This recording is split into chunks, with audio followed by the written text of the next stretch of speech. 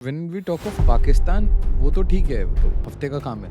But at the scale that China is today, 9 जुलाई को chief of defence staff general Anil Chauhan ने बयान दिया कि जिस तरह से चीन, पाकिस्तान और बांग्लादेश की नज़दीकियां बढ़ रही हैं, ये आने वाले समय में भारत की सुरक्षा और अखंडता के लिए दिक्कत पैदा करेंगी. और चीन तो 2030 के बाद कभी भी हमला करेगा ही करेगा, क्योंकि चीन और पाकिस्तान में दुश्मन देश मानता हूँ कि इन दोनों देशों की वजह से हमारे कई सैनिक मारे जा चुके हैं, हमारे कई नागरिक मारे जा चुके हैं और हमारे करोड़ों की संपत्ति बर्बाद हुई इन दो देशों की.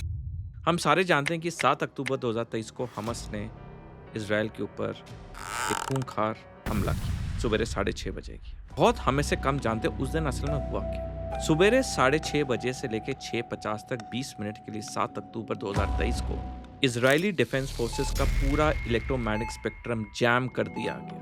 5 अगस्त 2024 को बांग्लादेश में जो तख्ता पलट हुआ और तब से लेके आज तक हमने देखा है कि बांग्लादेश में हिंदुओं के खिलाफ तो जो अत्याचार हो रहा है वो तो हम सारे जानते हैं. आर्म्ड फोर्सेस ने जैसे पाकिस्तान आर्म्ड फोर्सेस को ठोका, तो क्या इससे मैसेज गया बाकी नेबर को not to mess with India?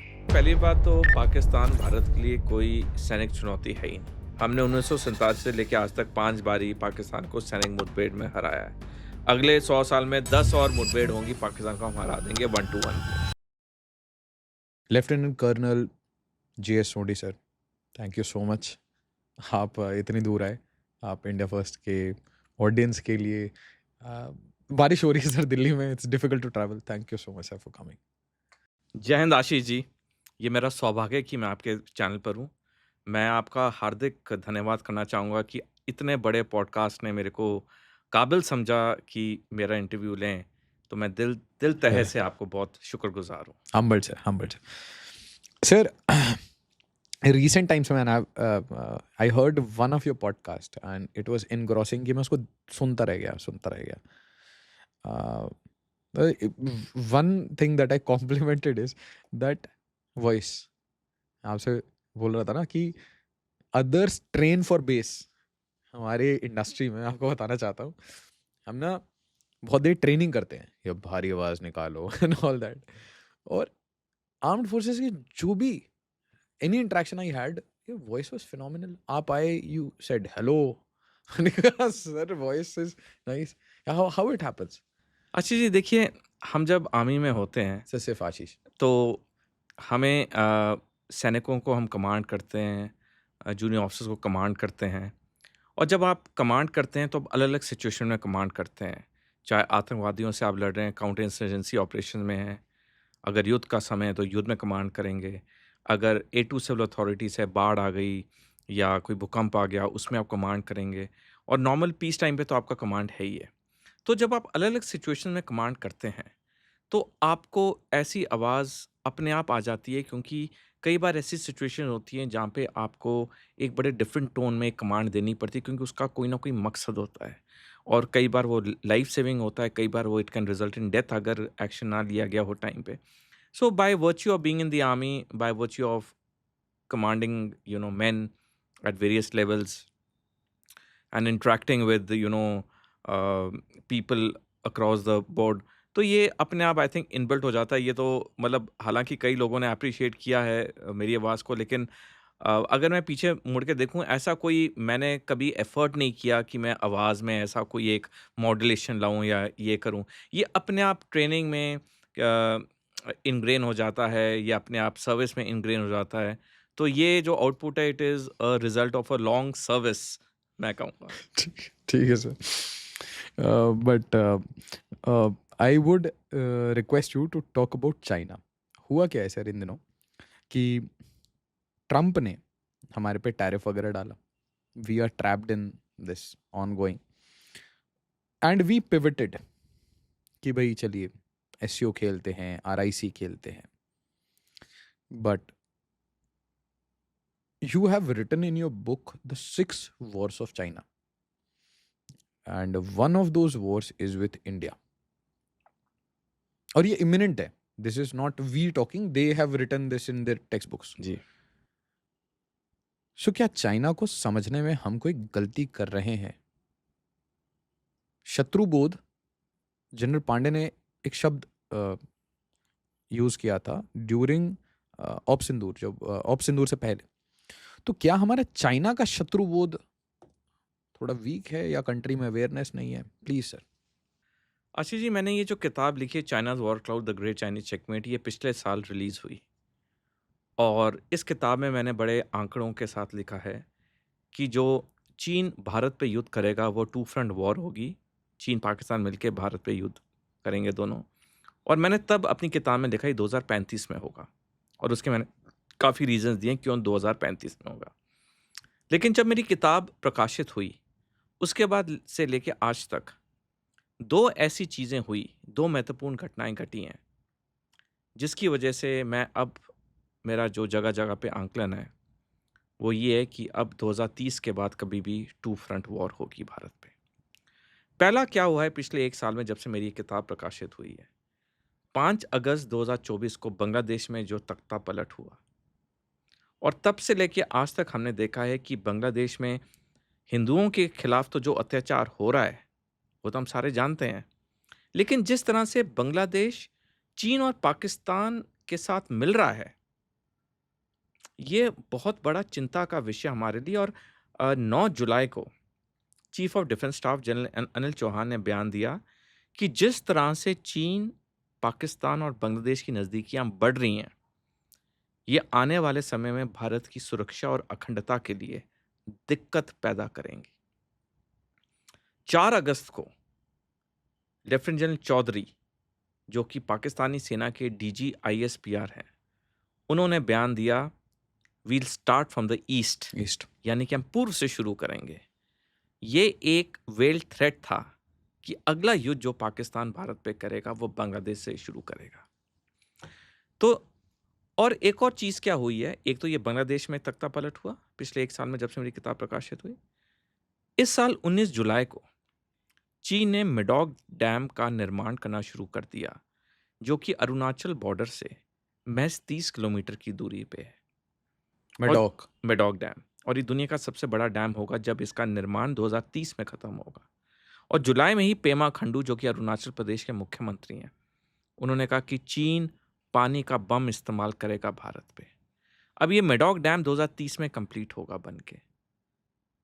तो मेरा अब जो आंकलन है, जो मैं जगह जगह पे, मैंने कई लेख भी लिखे हैं और मैं कई चैनल्स पे भी बोलता हूँ कि अब ये जो टू फ्रंट वॉर है ये 2030 के बाद कभी भी हो सकती है। क्यों हो सकती है ये हमें समझना होगा।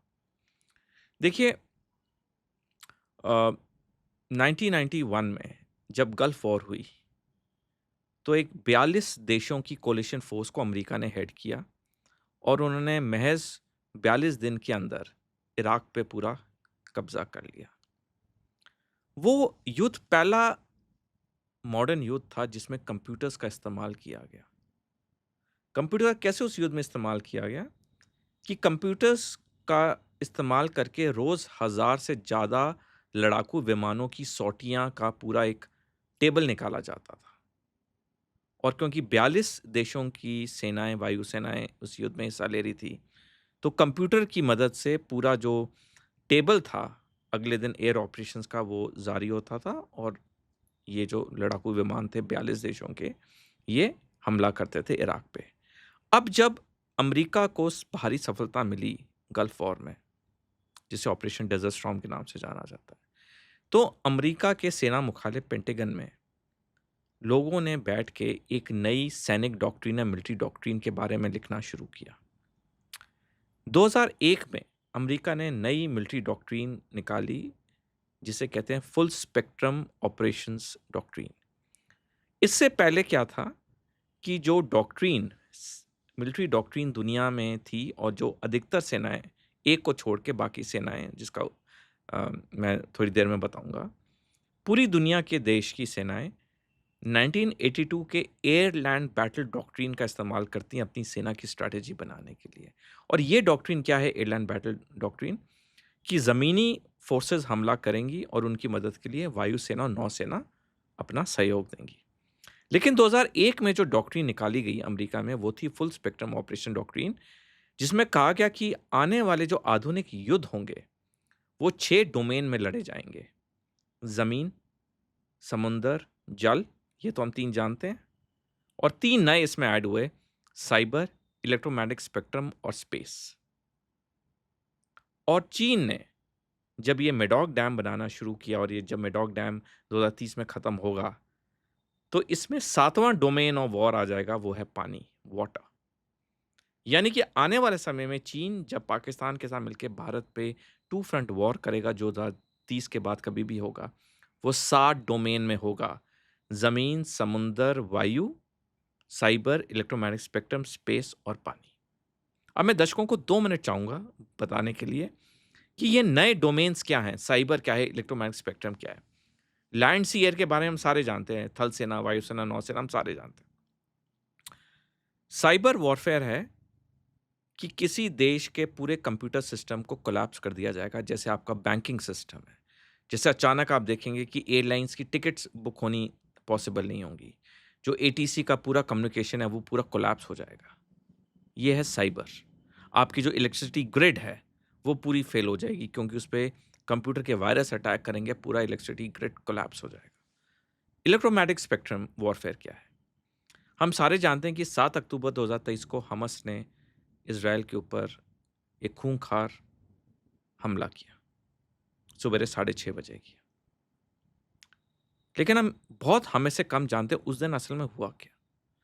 सुबह 6:30 बजे से लेकर 6:50 तक 20 मिनट के लिए 7 अक्टूबर 2023 को इजरायली डिफेंस फोर्सेस का पूरा इलेक्ट्रोमैग्नेटिक स्पेक्ट्रम जैम कर दिया गया। अब जब आप और मैं मोबाइल पे बात करते हैं तो वो एक इलेक्ट्रोमैग्नेटिक स्पेक्ट्रम में से ये वेव्स गुजरती हैं, तब हमारी बातचीत होती है मोबाइल के जरिए। हर देश की सेना डिफेंस की अपना एक डेडिकेटेड बैंडविड्थ होता है, इलेक्ट्रोमैग्नेटिक स्पेक्ट्रम होता है, जिसमें सिविल कॉल्स नहीं अलाउड होती हैं। ये जो बैंडविड्थ होता है इसमें सिर्फ उस देश की सेनाएं ही ऑपरेट कर सकती हैं। तो 7 अक्टूबर को सुबह 20 मिनट के लिए हमास ने इजरायली सेना के पूरे इलेक्ट्रोमैग्नेटिक स्पेक्ट्रम को जैम कर दिया, जिसकी वजह से इजरायली सेना के कमांडर एक दूसरे से बात नहीं कर सके। और उन 20 मिनट के अंदर हमास के आतंकवादी इजराइल के 15 मील अंदर तक पहुंच गए। जो खून खराबा किया, जो बलात्कार किया, हम सारे उसके बारे में जानते हैं। और वो अपनी एक कार्रवाई करके वापस आए।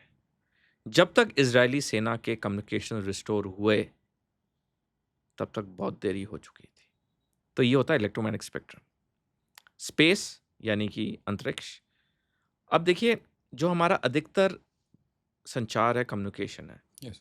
वो इंटरनेट के थ्रू है, वो ज़मीन के नीचे केबल्स लगी होती हैं उसके थ्रू है। लेकिन हमारा काफ़ी जो कम्युनिकेशन है वो सैटेलाइट्स के थ्रू भी है। अब स्पेस वॉरफेयर में क्या होगा कि इन सैटेलाइट्स को बर्बाद कर दिया जाएगा या डिसेबल कर दिया जाएगा, यानी वो किसी काम की नहीं रहेंगी।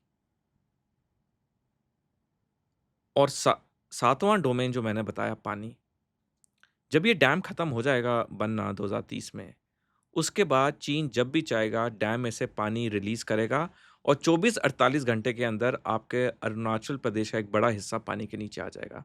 अब आप सोचिए, जब ये टू फ्रंट वॉर होगा, साइबर अटैक हो रहे हैं, सेना का कम्युनिकेशन सिस्टम पूरा जैम हो रखा है, स्पेस की सैटेलाइट जैम हो रखी हैं, वहाँ से पानी खोल दिया गया है मेडॉक डैम से, तराई तराई मच गई है। तो जो सुरक्षा बल होंगे वो क्या हमारे नागरिक को पहले बचाएंगे या जो देश पे हमला हो रहा है उसकी तरफ कंसंट्रेट करेंगे? और जब ये पूरा होगा उसके कुछ समय के बाद थल सेना, वायुसेना, नौसेना को लॉन्च किया जाएगा। यानी पहले टारगेट को पूरी तरह से इन 4 डोमेन से सॉफ्ट कर दिया जाएगा, हल्का कर दिया जाएगा, जिसे हम कहते हैं कि टारगेट को सॉफ्ट करना सैनिक भाषा। एक बार ये 4 डोमेन्स इस्तेमाल होंगे, जब तराई तराई मच जाएगी, तब थल सेना, वायुसेना, नौसेना का इस्तेमाल होगा। तो अभी अगर आप इमेजिन कर सकते हैं ये सिचुएशन कितनी कॉम्प्लेक्स है। मॉनसून के समय में सर, डैम को अगर खोल दिया जाए तो डैम ब्रीच होके जो लोअर रिपेरियन स्टेट्स, सिटीज़, वहाँ पे त्राइमा मच जाएगी, जिसके कारण आप ग्रिड में हिट कर सकते हैं साइबर। लेकिन आशीष जी, मैं बता रहा हूँ, ये जो युद्ध होंगे ये कभी मानसून के इलाके में के समय नहीं होते। ये युद्ध जनरली होते हैं सर्दियों के इलाके में, विंटर्स में, ना गर्मियों में होते ताकि हैं। हीट ना कर पाए आप। नहीं, क्योंकि उसका एक रीज़न होता है। रीज़न ये होता है कि मानसून में अगर कोई युद्ध करेगा तो सेनाएं आगे बढ़ ही नहीं पाएंगी। हमें याद होगा 1971 में जब प्रधानमंत्री इंदिरा गांधी ने फील्ड मार्शल मानेकशॉ को बोला कि अप्रैल में युद्ध करो पाकिस्तान पे, ईस्ट पाकिस्तान पे, तो मानेकशॉ ने बोला कि अगर मैं अप्रैल में करता हूं तो मैं आपको सिर्फ हार निश्चित कर सकता हूं, लेकिन अगर मैं दिसंबर में करूंगा तो मैं आपको जीत निश्चित करता हूं, क्योंकि मानसून में कोई युद्ध हो ही नहीं सकते, सेना आगे बढ़ेंगी नहीं। जितने युद्ध होते हैं तभी सेना में जो ये सर्दी के मौसम होते हैं, अक्टूबर से लेके मार्च तक, इसे कैंपेनिंग सीजन कहा जाता है, क्योंकि यही वो समय है जब युद्ध के चांसेस सबसे ज़्यादा होते हैं। तो अब चीन कैसे इस सर्दियों में पानी का इस्तेमाल करेगा? पानी उसने बहुत ज़्यादा स्टोर कर लिया मेडॉक डैम में, और जब उसने हमला करना है तो उसे 24 से 48 घंटे लगेंगे अरुणाचल के बड़े हिस्से में फ्लड्स लाने के लिए, क्योंकि मैं जैसे बताया डैम तो 30 किलोमीटर की दूरी पे है। तो जब इतने बड़ी तादाद में पानी रिलीज होगा, फ्लड्स आएंगे, और उसी वक्त आपका cyber attack, electromagnetic spectrum attack, space warfare. तो ये जो सिचुएशन है ये बहुत space complex attack is situation. Basically anti satellite anti, हाँ दैट, सैटेलाइट हाँ, मिसाइल्स। वो उसका एक हिस्सा है एंटी सैटेलाइट, जहाँ पे आप दूसरे देश की सैटेलाइट्स को बर्बाद कर सकते हैं। वो तो आपने नष्ट कर दिया। ये भी टेक्नोलॉजी है जहाँ आप दूसरे देश की सैटेलाइट को आप जैम कर सकते हैं। और क्या is China also putting up missiles with satellites? Is US ये काम भी चल रहा है ना? बिल्कुल, वो ऑलरेडी इनकी दे कैन ड्रॉप द बिल्कुल वेपन्स वो फ्रॉम स्पेस। स्पेस, बिल्कुल उनका बिल्कुल ये प्लानिंग है, और ये काफ़ी हद तक सफल भी हो चुके हैं। Space force. Space force, so plus उनकी जो मिसाइल सिस्टम्स हैं, उनकी बड़ी घातक मिसाइल हैं जिनकी काफ़ी रेंज है, उनकी जो तादाद है वो बहुत ज़्यादा है। सो आप देखो कि जब ये पूरा वॉरफेयर होगा तो किस तरह से ये वॉरफेयर होगा। मतलब घुटने पे लाके फिर वॉरफेयर है ऐसे। ये तो बिल्कुल आपने बोला ना, सॉफ्ट कर देना। तो आशीष जी, 7 अगस्त 2023 को जनरल मनोज नरावने, जो कि भारतीय सेना के थल सेना अध्यक्ष हैं, उन्होंने लेख लिखा है द प्रिंट में, जिसमें उन्होंने साफ लिखा है भारत पे टू फ्रंट वॉर भारत के लिए बहुत दिक्कत करेगा।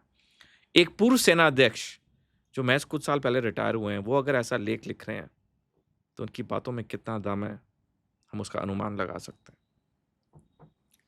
सर एक फ्रंट तो बिल्कुल छोड़ ही दिया आपने,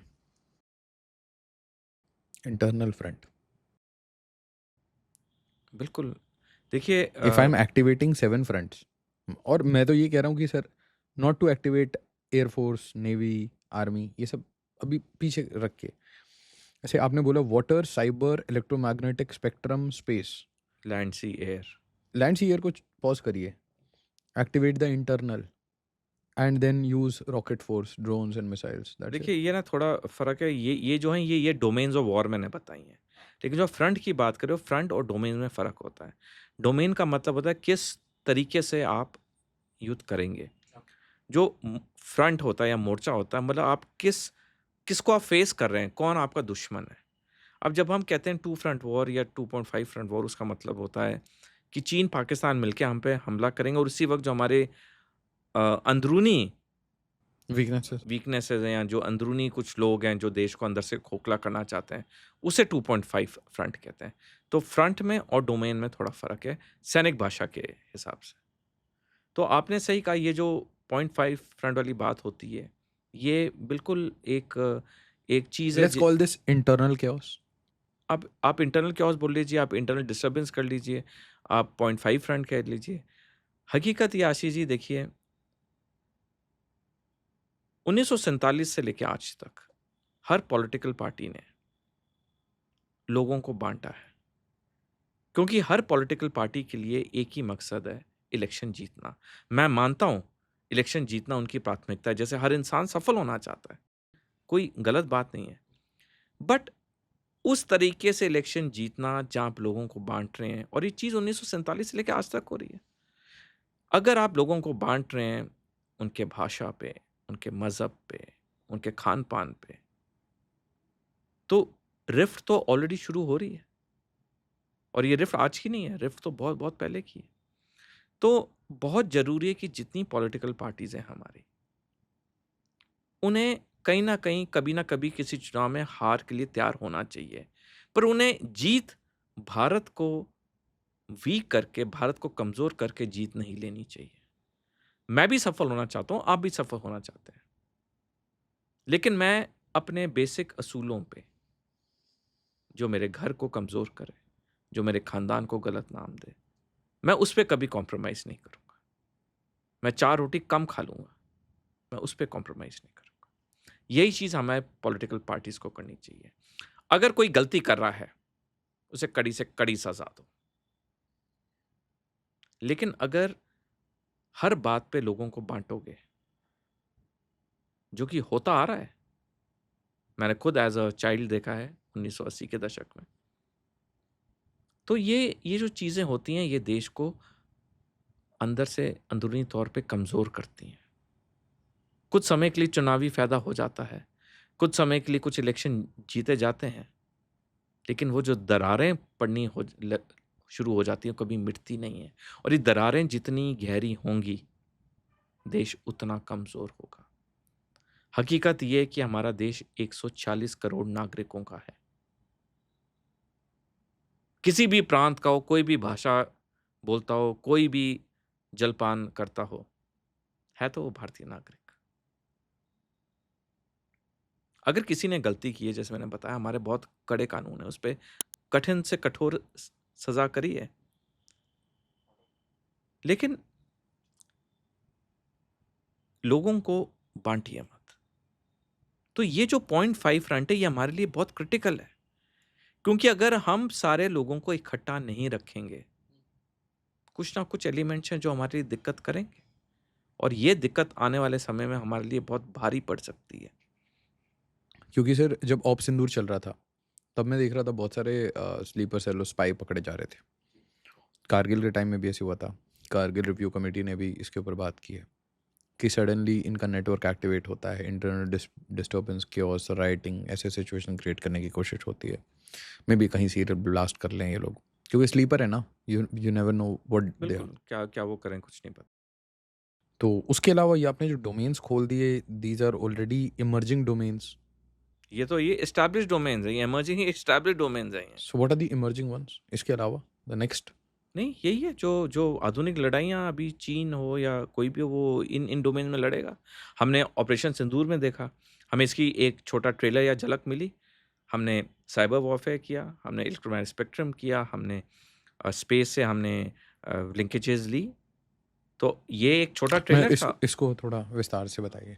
देखिए, जब शांति का काल होता है, तो भारत में 10 से 15 counter cyber attack teams activate होती हैं, जब शांति का काल होता है।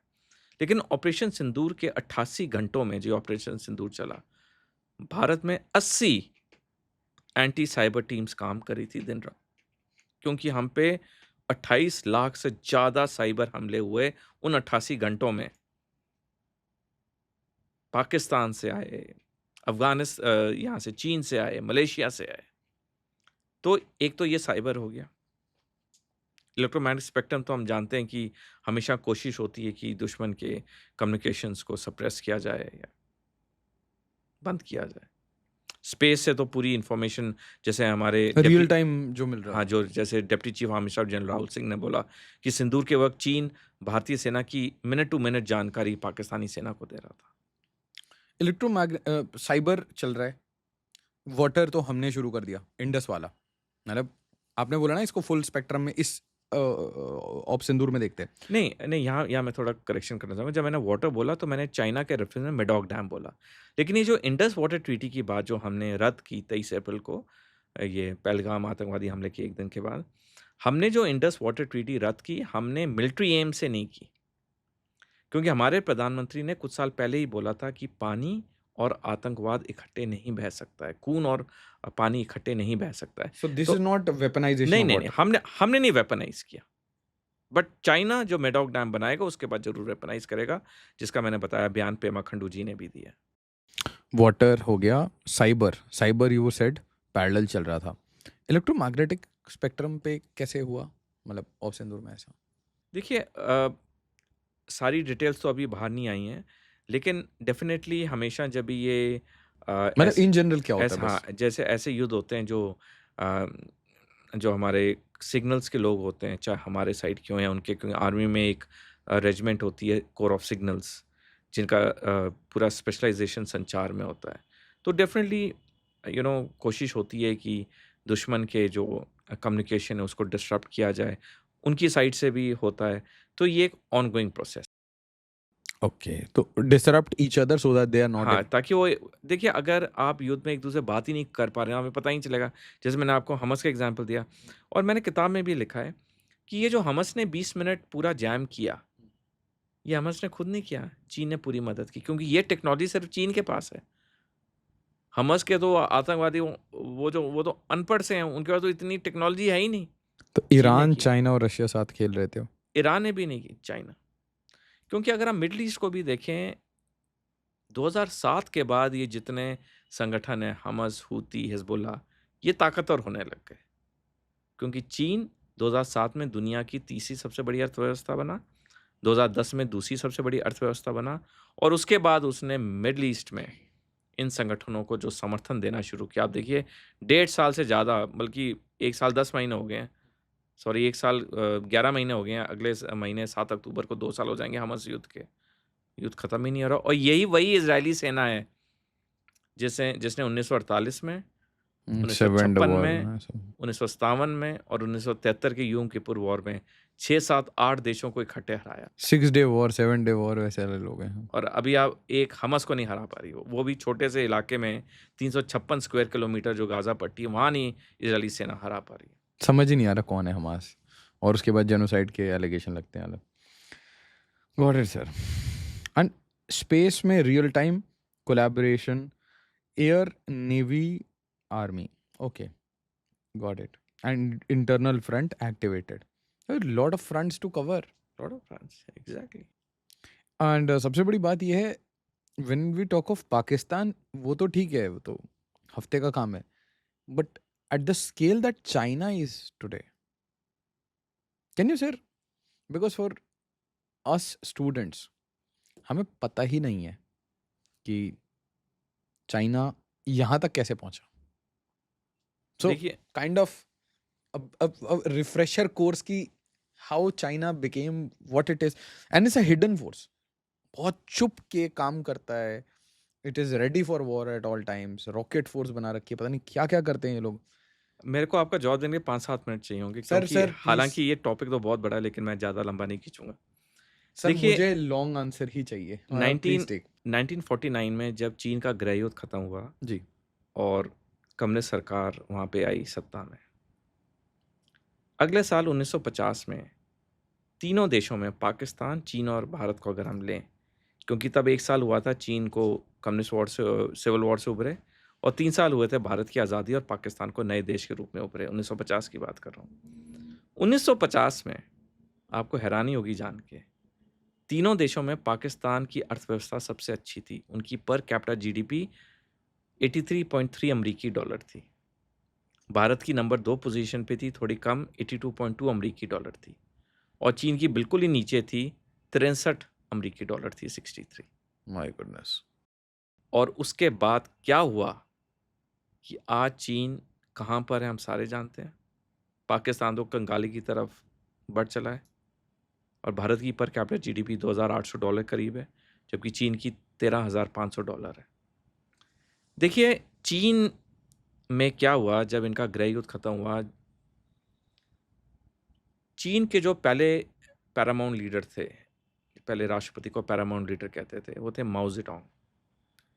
माओ जेडोंग ने सबसे पहला जो फोकस किया वो शिक्षा के क्षेत्र में किया, एजुकेशन, और इतना तवज्जो दिया एजुकेशन को कि 1949 के 16 साल के अंदर चीन में स्कूल जाने बच्चों की तादाद 8 गुना बढ़ गई, कॉलेज जाने वालों की तादाद 4 गुना बढ़ गई, क्योंकि पूरा फोकस एजुकेशन पे था। लेकिन माओ जेडोंग से कुछ गलतियां भी हुई, जैसे great leap forward, great famine जो हुए, उसके बाद जो कल्चरल रेवोल्यूशन हुआ 1966 से 1976, जब तक माओ जेडोंग गुजरे नहीं, कितना खून खराबा हुआ चीन में हम सारे जानते हैं। लेकिन चीन की एक खासियत है दुश्मन देश, और मैं दुश्मन देश कहने में मेरे को कोई हिचक नहीं है, क्योंकि चीन और पाकिस्तान मैं दुश्मन देश मानता हूँ, क्योंकि इन दोनों देशों की वजह से हमारे कई सैनिक मारे जा चुके हैं, हमारे कई नागरिक मारे जा चुके हैं, और हमारे करोड़ों की संपत्ति बर्बाद हुई इन दो देशों की वजह से। चीन है दुश्मन देश, लेकिन उसकी एक खासियत है, चीन पीछे मुड़ के नहीं देखता, चीन पीछे के इतिहास में नहीं बैठ जाता है। माओ जेडोंग ने अपने कार्यकाल में बड़े गलत निर्णय लिए, जैसे मैंने बताया, great leap forward, great famine, cultural revolution, लेकिन आज तक माओ जेडोंग के किसी भी गलत कार्रवाई की बात वहां होती नहीं है, क्योंकि वो पास्ट में रहना ही नहीं चाहते, वो आगे फोकस करना चाहते।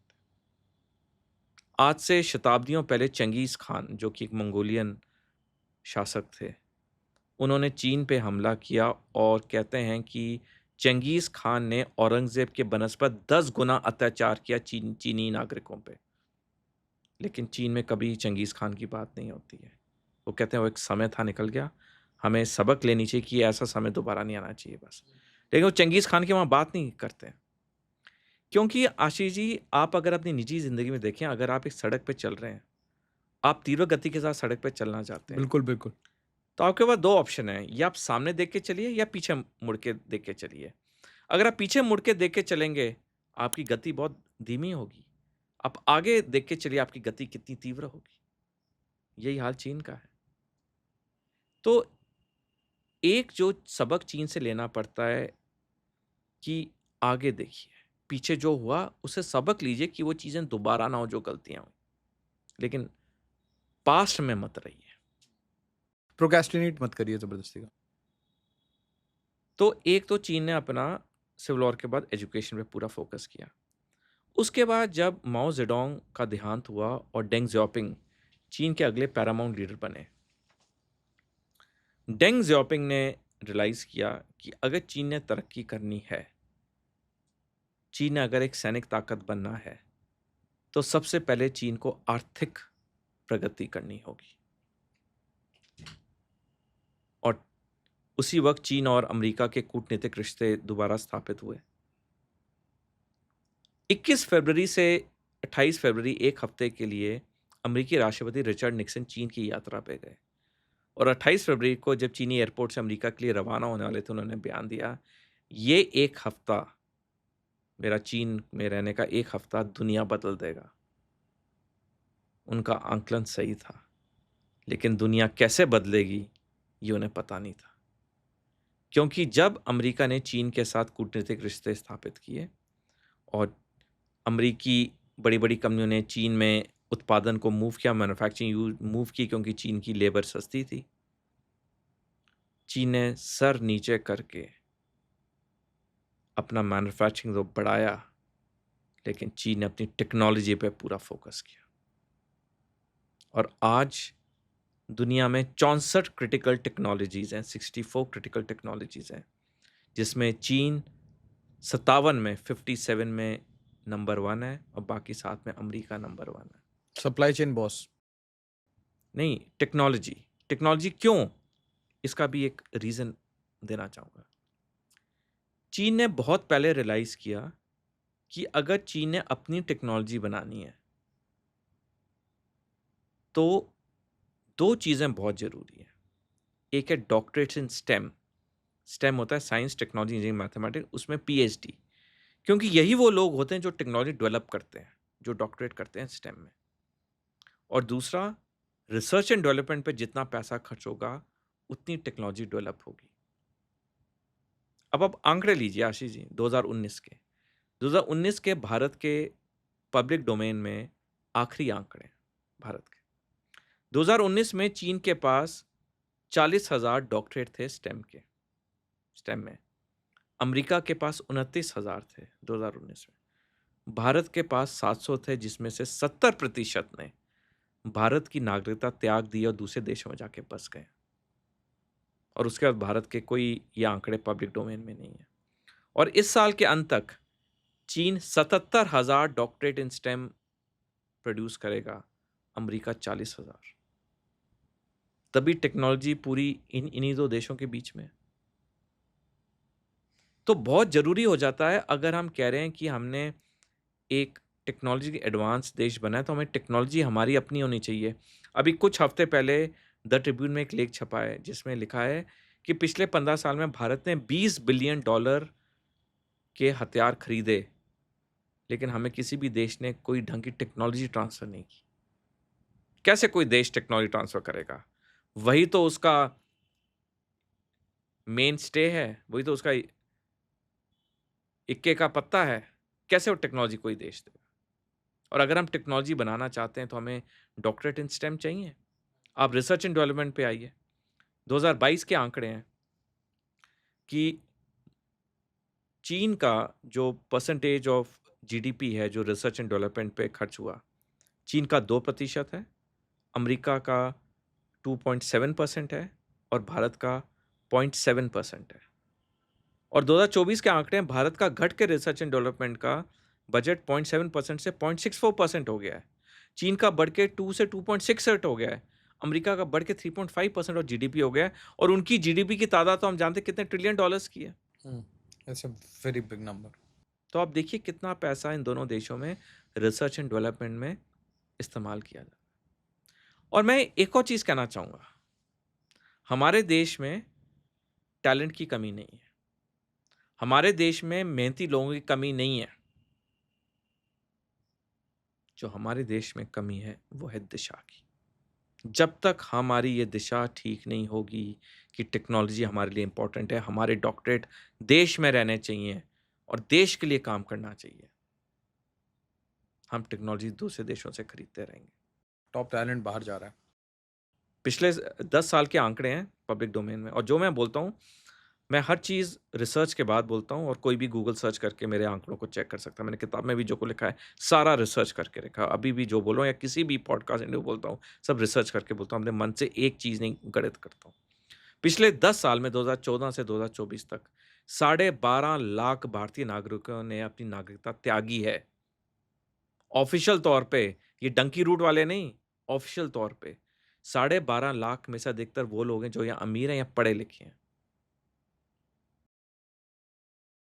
Millionaires, billionaires, तो कहने का मतलब है, educated. कहने का मतलब है कि ऐसा क्यों है कि हमारी इतनी बड़ी तादाद में बाहर जा रहे हैं? कोई ना कोई कारण तो होगा। हमें उन चीज़ों को फोकस करके ठीक करना चाहिए। Short answer, quality of life. मैं एक छोटा एग्जांपल देता हूँ। आज से 2 साल पहले 2023 में मैं अपनी वाइफ और कुछ दोस्तों के साथ, उनकी वाइफ्स के साथ, हम लोग 5 कपल्स हम लोग गए मलेशिया घूमने के लिए। 1 हफ्ते मलेशिया रहे। 1 हफ्ते में हमने देखा मलेशिया में जितने भी पब्लिक टॉयलेट्स हैं, उनकी साफ-सफाई हमारे 5 स्टार के टॉयलेट्स की तरह है। हम कोई भी पब्लिक टॉयलेट में गए, कहीं पे भी हो, उसकी स्वच्छता हमारे 5 स्टार टॉयलेट्स की तरह है। आप हमारे देश में कोई पब्लिक टॉयलेट के 100 मीटर के अंदर के पास नहीं जा सकते, इतनी बदबू आएगी। हमने देखा मलेशिया में कोई स्ट्रे जानवर नहीं मिला हमें। मलेशिया में हमने देखा कि अगर ट्रैफिक जैम होता है, तो गाड़ी से गाड़ी का जो bumper to bumper distance 50 metre होता है। एक बार गाड़ी चढ़ती नहीं है, कोई हॉर्न का इस्तेमाल नहीं करता। अब कुछ लोग कहेंगे जी मलेशिया छोटा देश है। मानता हूँ छोटा देश है, लेकिन अगर वो छोटा देश है तो उसके अधिकारी भी तो उतने कम है ना। हमारा बड़ा देश है, हमारे अधिकारी भी तो ज़्यादा हैं। नहीं, वैसी एक सिटी बना लो। हाँ जी, ऐसी एक सिटी तो बनानी चाहिए। मलेशिया 1965 में आज़ाद हुआ, हमारे कितने सालों बाद। क्योंकि एक चीज़ जो इम्पोर्टेंट है वो समझनी है, हमारे यहाँ अकाउंटेबिलिटी और रिस्पॉन्सिबिलिटी नहीं है। भाई कोई ना कोई तो जिम्मेवार होना चाहिए। अगर इस इलाके का जो पब्लिक टॉयलेट है उसमें से बदबू आ रही है, कोई ना कोई तो जिम्मेवार होना चाहिए। अगर हमारे अकाउंटेबिलिटी रिस्पॉन्सिबिलिटी नहीं होगी, तो वहाँ से तो बदबू आती रही। मैं सिर्फ एक एग्जाम्पल दे रहा हूँ। तो बहुत ज़रूरी है कि हमें हर चीज़ में अकाउंटेबिलिटी रिस्पॉन्सिबिलिटी लानी होगी, हर लेवल पे। देखिए, जहाँ तक भारत सरकार है, उन्होंने सही दिशा दिखाई है, उन्होंने बता दिया हमारी ये चीज़ें होनी चाहिए, लेकिन काम तो आपने और मेरे जैसे लोगों ने करना है नीचे। अगर हम सोचें मैं ये रूल तोड़ देता हूँ, कोई देख नहीं रहा है, तो सारे अगर ऐसे सोचने लग जाएंगे तो रूल तो टूटेंगे। अब अगर रेड लाइट होती है, मैं कुछ भी हो जाए, मैं रेड लाइट कभी जंप ही नहीं करता हूँ, बेशक मेरी अकेली गाड़ी खड़ी हो। मेरे दाएँ-बाएँ से गाड़ियाँ निकल जाएँगी, लेकिन मैं नहीं निकलता। क्योंकि मेरे को पता है वो रूल है कि रेड लाइट पे क्रॉसिंग क्रॉस करनी ही नहीं है। मैं करूँगा ही नहीं। So what I want to say is कि जब तक ये अकाउंटेबिलिटी, रिस्पॉन्सिबिलिटी वाली चीज़ हम सब में नहीं आएगी, हम एक-दूसरे को ब्लेम करते रहेंगे।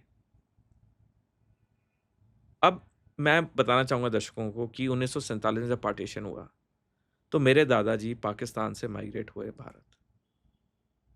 9 बच्चों के साथ आए और जेब में ₹17 थे। अब क्या मैं अपने दादाजी को कोसता रहूँ ज़िंदगी भर कि क्योंकि वो गरीब थे, तो इसलिए मैं कुछ नहीं करूँगा, सारी गलती उनकी है? जो उनके हालात थे, जो उनकी परिस्थितियाँ थी, उन्होंने उसमें अच्छा किया। जो किया अच्छा किया। मैंने अपनी ज़िंदगी देखनी है। मैं किसी को ज़िम्मेवार क्यों ठहराऊँ? क्या मैं सही कर रहा हूँ अपने लिए, अपनी फैमिली के लिए? क्या मैं देश के कानून का पालन कर रहा हूँ कि अगर रेड लाइट है तो मैं जंप नहीं कर रहा हूँ? यही चीज़ अगर हम अपने आप से पूछेंगे, एक बहुत बड़ा परिवर्तन आ जाएगा। अमूमन तौर पे क्या होता है, हम कहते हैं पुलिस तो है नहीं, वो भी गाड़ी निकल गई तो मैं भी निकाल लूँगा। तो यहाँ यहाँ पे फ़र्क आता है। तो जब तक अकाउंटेबिलिटी, रिस्पॉन्सिबिलिटी नहीं आएगी आशीष जी, हम देख ही रहे हैं क्या हो रहा है। तो चाइना ने अपने पास्ट को बिल्कुल पास्ट को भूला, फिर डेंग डेंग जाओपिंग डेंग ज़ाओपिंग ने क्या किया, चीन की अर्थव्यवस्था पे पूरा फ़ोकस किया और कंसेप्ट शुरू और किया। यूएसएसआर से मतलब तोड़ लिया अपने रिलेशन और यूएस के साथ आ गए। यूएसएसआर के साथ उनकी एक खटपट हो गई थी, लेकिन पूरे टूटे नहीं। माओ ज़ेडोंग के जाने के बाद फिर उनके रिश्ते यूएसएसआर के साथ एक तरीके से सर हम यूएसएसआर के साथ ज़्यादा देर तक रहे और चाइना ने वो जो ओपननेस है अपना वो फटाफट शुरू कर दिया, मतलब with America it aligned early. देखिए, अमेरिका के साथ वो अलाइन हुआ सिर्फ बिज़नेस के लिए। उसका सिर्फ इंटरेस्ट था बिज़नेस। फॉर मतलब हाँ, एफडीआई एटसेट्रा। हाँ। वो बिज़नेस से अलाइन हुआ, उसने अपनी अर्थव्यवस्था को मज़बूत करता रहा और साथ-साथ सेना को भी मज़बूत करता रहा। क्योंकि देखिए, आज से शताब्दियों पहले चाणक्य ने कहा था, किसी देश की सेना की ताकत उसके पैसे या उसके कोष से आती है, उसकी ट्रेज़री से आती है। जब तक सेना को पैसा नहीं दोगे, सेना कैसे ताकतवर होगी? डंडों या लट्ठों के साथ तो लड़ेगी नहीं सेना। आधुनिक समय में उसे आधुनिक हथियार चाहिए। तो जहाँ-जहाँ चीन की तरक्की होती रही आर्थिक तौर पे, वो साथ-साथ अपनी सेना को भी मजबूत करता रहा। तो ये जो चीन का जो डेवलपमेंट है, अगर हम देखें एक बड़ा एक फिक्स प्लान के तहत चला है। मैं आपको 2 एग्ज़ाम्पल देना चाहूँगा। 2007 में चीन में 1 किलोमीटर भी बुलेट ट्रेन या हाई स्पीड रेल जिसे कहते हैं वो नहीं थी 2007 में। तो साथ में चीन ने फैसला किया कि हमें अपने देश में बुलेट ट्रेन लानी चाहिए क्योंकि इससे हमारी अर्थव्यवस्था बढ़ेगी। क्योंकि जब ट्रैवलिंग टाइम कम होगा व्यापारियों का तो आउटपुट ज़्यादा बढ़ेगा। 10 साल में 2017 में पूरे दुनिया में अगर कोई देश था जिसके पास सबसे ज़्यादा बुलेट ट्रेन थी वो चीन था। 2015 में चीन के राष्ट्रपति शी जिनपिंग को बताया गया कि चीन की कोई भी यूनिवर्सिटी दुनिया के टॉप 500 में नहीं है। तो शी जिनपिंग ने क्या किया, एक प्रोग्राम लॉन्च किया वर्ल्ड क्लास 2.0 जिसके तहत ये लक्ष्य रखा गया कि 2030 तक अगले 15 साल में अमेरिका की 2 यूनिवर्सिटीज़ टॉप 500 में होनी चाहिए दुनिया के। और आपको हैरानी होगी जान के 8 साल के अंदर 2023 तक चीन की 6 यूनिवर्सिटीज़ दुनिया के टॉप 10 में आ गई। बात वहीं आ जाती है अकाउंटेबिलिटी, रिस्पॉन्सिबिलिटी की। चीन में क्या है, अगर आप किसी भी शहर के मेयर के पास जाएंगे और अपना बिजनेस प्रपोजल बोलेंगे, बताएंगे, और अगर वो मेयर कन्विंस हो गया कि हाँ आपकी बिजनेस प्रपोजल में दम है, 48 घंटे के अंदर वो आपको ज़मीन भी दिलवाएगा, बैंक से ऋण भी दिलाएगा और 48 घंटे ख़त्म होने के पहले आपको आपकी कंपनी के नाम का एक नेम प्लेट आके गिफ्ट करेगा, जो आप अपने ऑफिस या इंडस्ट्री के बाहर लगाएंगे। 48 घंटे। तो आप समझ सकते हैं अगर इस स्पीड के साथ काम हो रहा है। Execution is the key. बिल्कुल। So Deng Xiaoping essentially laid down the foundations. The economic foundation. Mao social. Mao ने सोशल भी नहीं, क्योंकि माओ के टाइम में सोशल बड़ा क्योस हुआ। माओ ने जो, जैसे मैंने पहले, माओ ने जो बेसिक काम किया वो था एजुकेशन को स्ट्रेंथन करने का। एजुकेशन, हेल्थ केयर, ये सब। हाँ, तो अगर हम देखें तो माओ जेडोंग का जो पीरियड था वो फॉर्मेटिव ईयर्स थे चीन के, जहाँ पे एजुकेशन पे फोकस हुआ। डेंग जियाओपिंग का जो एरा था उसमें अर्थव्यवस्था पे फोकस हुआ। और अब जो शी जिनपिंग का एरा है ये सैनिक दृष्टिकोण से फोकस हो रहा है। देखिए कितना एक प्रोग्रेसिव वो किए। क्यों? क्योंकि चीन की जो नेशनल सिक्योरिटी स्ट्रेटेजी है वो पब्लिक डोमेन में है।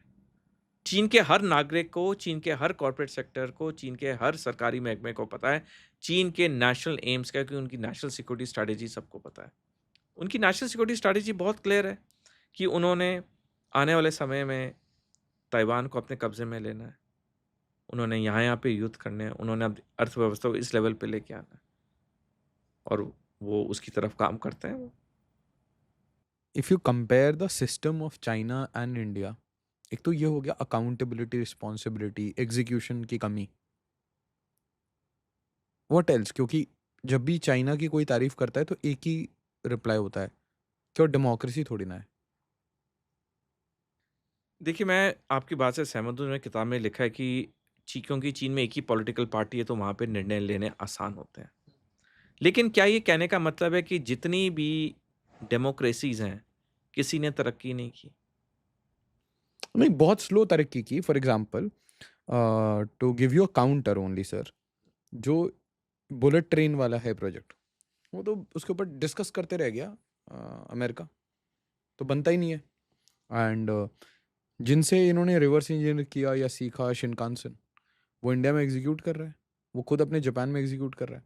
बट चाइना का जो स्केल, जिस the scale they operate, expressway आप दे दीजिएगा दिल्ली मुंबई एक्सप्रेसवे इनको, they may execute this in 30 days। They don't care क्या चीज़, मतलब if they have to move. उनके उनके उनको इम्पोर्टेंट उनके टारगेट्स हैं, उनका एंड एम है। हाँ, एंड एम कंप्लीट होना है, टारगेट इस टाइम पे मीन्स कंप्लीट, डजंट बस। मैटर किसका घर हट रहा है, क्या हट रहा है। एंड आई वाज रिसेंटली, ये जो फ्लड्स आए थे ना, I was looking at couple of videos how they have developed their mountains, right? So one thing was extraordinary, the way they have constructed tunnels or bridges without actually demolishing the growth, the forest, the cover। मतलब rocks को ना, rocks की stability बढ़ाते हुए कैसे, मतलब pouring more concrete on let's say weaker mountains and then putting up pillars। मुझे ऐसा लगा कि they have also, they also face the difficulties, but at that scale, expressways, bullet trains, cities, obviously वहाँ की भी वीडियो मैं share करता हूँ, वो बहुत बेकार बेकार वीडियोस भी आती हैं दे, but infrastructure wise they have built something extraordinary। Is it only the execution or is it something else? Is it American money to say so? American money तो बहुत बड़े स्केल पे, अगर हम कहते हैं कि रियल एस्टेट सेक्टर चाइना का डूब रहा है, तो चाइना को कोई फर्क नहीं पड़ा रियल एस्टेट कंपनियां उनकी बंद हो। क्यों? क्योंकि 99% पैसा तो अमेरिकी निवेशकों का है। अगर चीन का कोई रियल एस्टेट कंपनी बंद होती है तो पैसा किसका डूबा? अमेरिकन का। How come? और क्योंकि पूरा इन्वेस्टमेंट अमेरिकन्स का है, पूरी एफडीआई रियल एस्टेट में अमेरिकन्स की है। और घर जो बने हैं, जो हम कहते हैं कि चीन में घोस्ट सिटीज हैं, शहर के शहर खाली हैं, कोई रह नहीं रहा, वो सारे जो घर हैं, जब वो कंपनी का दिवालिया घोषित हो गया, घर तो चीन के हो गए। चीन में 98% लोगों के अपने घर हैं। 98%। 8%। तो वो घोस्ट सिटीज बस ऐसे ही इन्वेस्टमेंट के लिए, वो उन्होंने वो वो लोग भी चतुर स्कैम हैं। है। वो लोग चतुर हैं, उन्होंने अमेरिकन के पैसे लगाए, अमेरिका ने दे धनाधन पैसे वहाँ निवेश किए, चीनी कंपनी का हो गया दिवाला। पैसा किसका डूबा? अमेरिका का। घर किसके पास रह गए? चीन के पास। अब कुछ साल बाद वो लोगों को देना थोड़ा शुरू कर थोड़ा देंगे। रीडेवलप करके फिर दे देंगे। और मैं एक चीज़ बताता हूँ, क्या है कि चीन में जो प्रॉस्पेरिटी है, जैसे मैंने बताया, उनकी पर कैपिटा जीडीपी $13,500 है। तकरीबन हर चीनी नागरिक के पास एक घर है, और आस्ता आस्ता उन्हें दूसरा घर दिया जा रहा है, जैसे जैसे गो सिटीज़ इनके कब्जे में आ रही हैं। देखिए, आम चीनी नागरिक को ना कोई फ़र्क नहीं पड़ता कि उनकी चाइनीज़ कम्युनिस्ट पार्टी है, उनके ऊपर ईवज़ड्रॉपिंग हो रही है, उनके मोबाइल स्कैन, उनको कोई फ़र्क नहीं पड़ता। क्यों? उनकी क्वालिटी ऑफ लाइफ बहुत अच्छी है। तो मतलब यहाँ पे बहुत सीरियस पॉइंट है.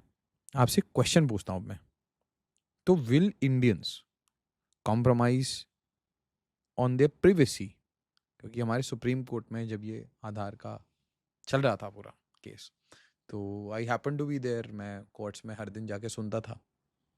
तो उसमें हमारे जितने लर्नेड वकील हैं जो सारे मीडिया में आते हैं, उनका एक एक और आर्ग्यूमेंट था. डेमोक्रेसी, ह्यूमन राइट, और उसमें क्वालिटी ऑफ लाइफ भी था, और उसमें इंडिविजुअलिटी, फ्रीडम्स, और पता नहीं क्या, शेक्सपियर से लेकर फ्रेंच रेवोल्यूशन, सब कुछ कोट करके एक ही आर्ग्यूमेंट को धक्का देना था कि भाई तुम कुछ भी करो, मेरे बैंक अकाउंट मत देखो, आधार को बैंक से लिंक मत करो, बैंक को पैन से लिंक मत करो, पैन को पासपोर्ट से लिंक मत करो.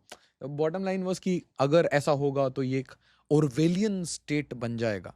Because I may be let's say, let me quote. So senior advocate Shyam Diwan, he had a very simple argument कि when you link data sets and these data sets will eventually be connected, so all dots when connected, they create a tool in the hand of the sovereign state which can go out of control, that they can see you, figure you out, arrest you, disappear you, and it's another actualization of the Orwellian state. That state knows it all. तो ये तो China में है. Correct है, हाँ तो है. देखिए So will मेरा we compromise? मतलब the bottom line is कि yes, क्योंकि in every discussion we should learn something about China and maybe also ask a question: Can we do it? Can we actually do it? देखिए मेरी जो निजी राय है, अगर हमने इन सबको कनेक्ट कर दिया, जिसको कुछ छुपाना नहीं हो उसको डर क्या है? हाँ. आपके मेरे बैंक अकाउंट में कितना है, हमारा पासपोर्ट लिंक्ड है, मोबाइल लिंक्ड है. सब कर लीजिए लिंक. अगर आप और मैं कुछ गलत काम नहीं तो हमें डर किस बात का है? प्रिवेसी अगर सरकार ने देख भी ली, हमारी कुछ व्हाट्सएप चैट्स पढ़ भी ली, जब उसमें कुछ गलत चीज़ है नहीं, नहीं वो तो बोल रहे हैं फिर आप स्टेट के अगेंस्ट कभी प्रोटेस्ट नहीं कर पाएंगे, आप आवाज नहीं उठा पाएंगे. देखिए ऐसे है कि जब खुशहाली आएगी तो क्यों कोई आवाज़ उठाएगा? फैक्ट ये है, अगर प्रॉस्पेरिटी आएगी, अगर आप देखिए, एक फ़र्क देखिए, जब एक इंसान अमीर होना शुरू होता है, ये हम निजी दोस्तों और रिश्तेदारों में देखते हैं. जब उसके यहाँ पैसा आना होता है तो उसके अंदर धीरजता ज़्यादा आ जाती है. वो ज़्यादा हाँ, वो रिलैक्स हो, उसको छोटी-छोटी बातों से फ़र्क नहीं पड़ता है. ये हम देखते हैं. जब कोई इंसान सफल होने लगता है, तो उसको छोटी-छोटी बातों से लड़ाई-झगड़ा नहीं होता है. वही इंसान कुछ साल पहले व्हाट्सऐप के हर छोटे पोस्ट पे लड़ेगा, लठ लेके पड़ जाएगा दूसरों पे. जैसे वो सफलता की सीढ़ियाँ चढ़ता है, उसे लगता है यार ये तो बिल्कुल बचकानी सी हरकत है, अगर उसने पोस्ट कर दिया, क्या हो गया? जब तक कोई पर्सनल मेरे पे रिमार्क नहीं पास कर रहा है, ठीक है, पोस्ट कर दिया. तो जब प्रॉस्पेरिटी आती है, तो ये ऑटोमैटिक है कि जो आपस में लड़ाई झगड़ा है, जो आपस में बैर है, वो बहुत कम हो जाता है. तो चाइना ने क्या किया कि चाइना ने अपने सिटीजन्स का जो लिविंग स्टैंडर्ड को बहुत बढ़ा दिया.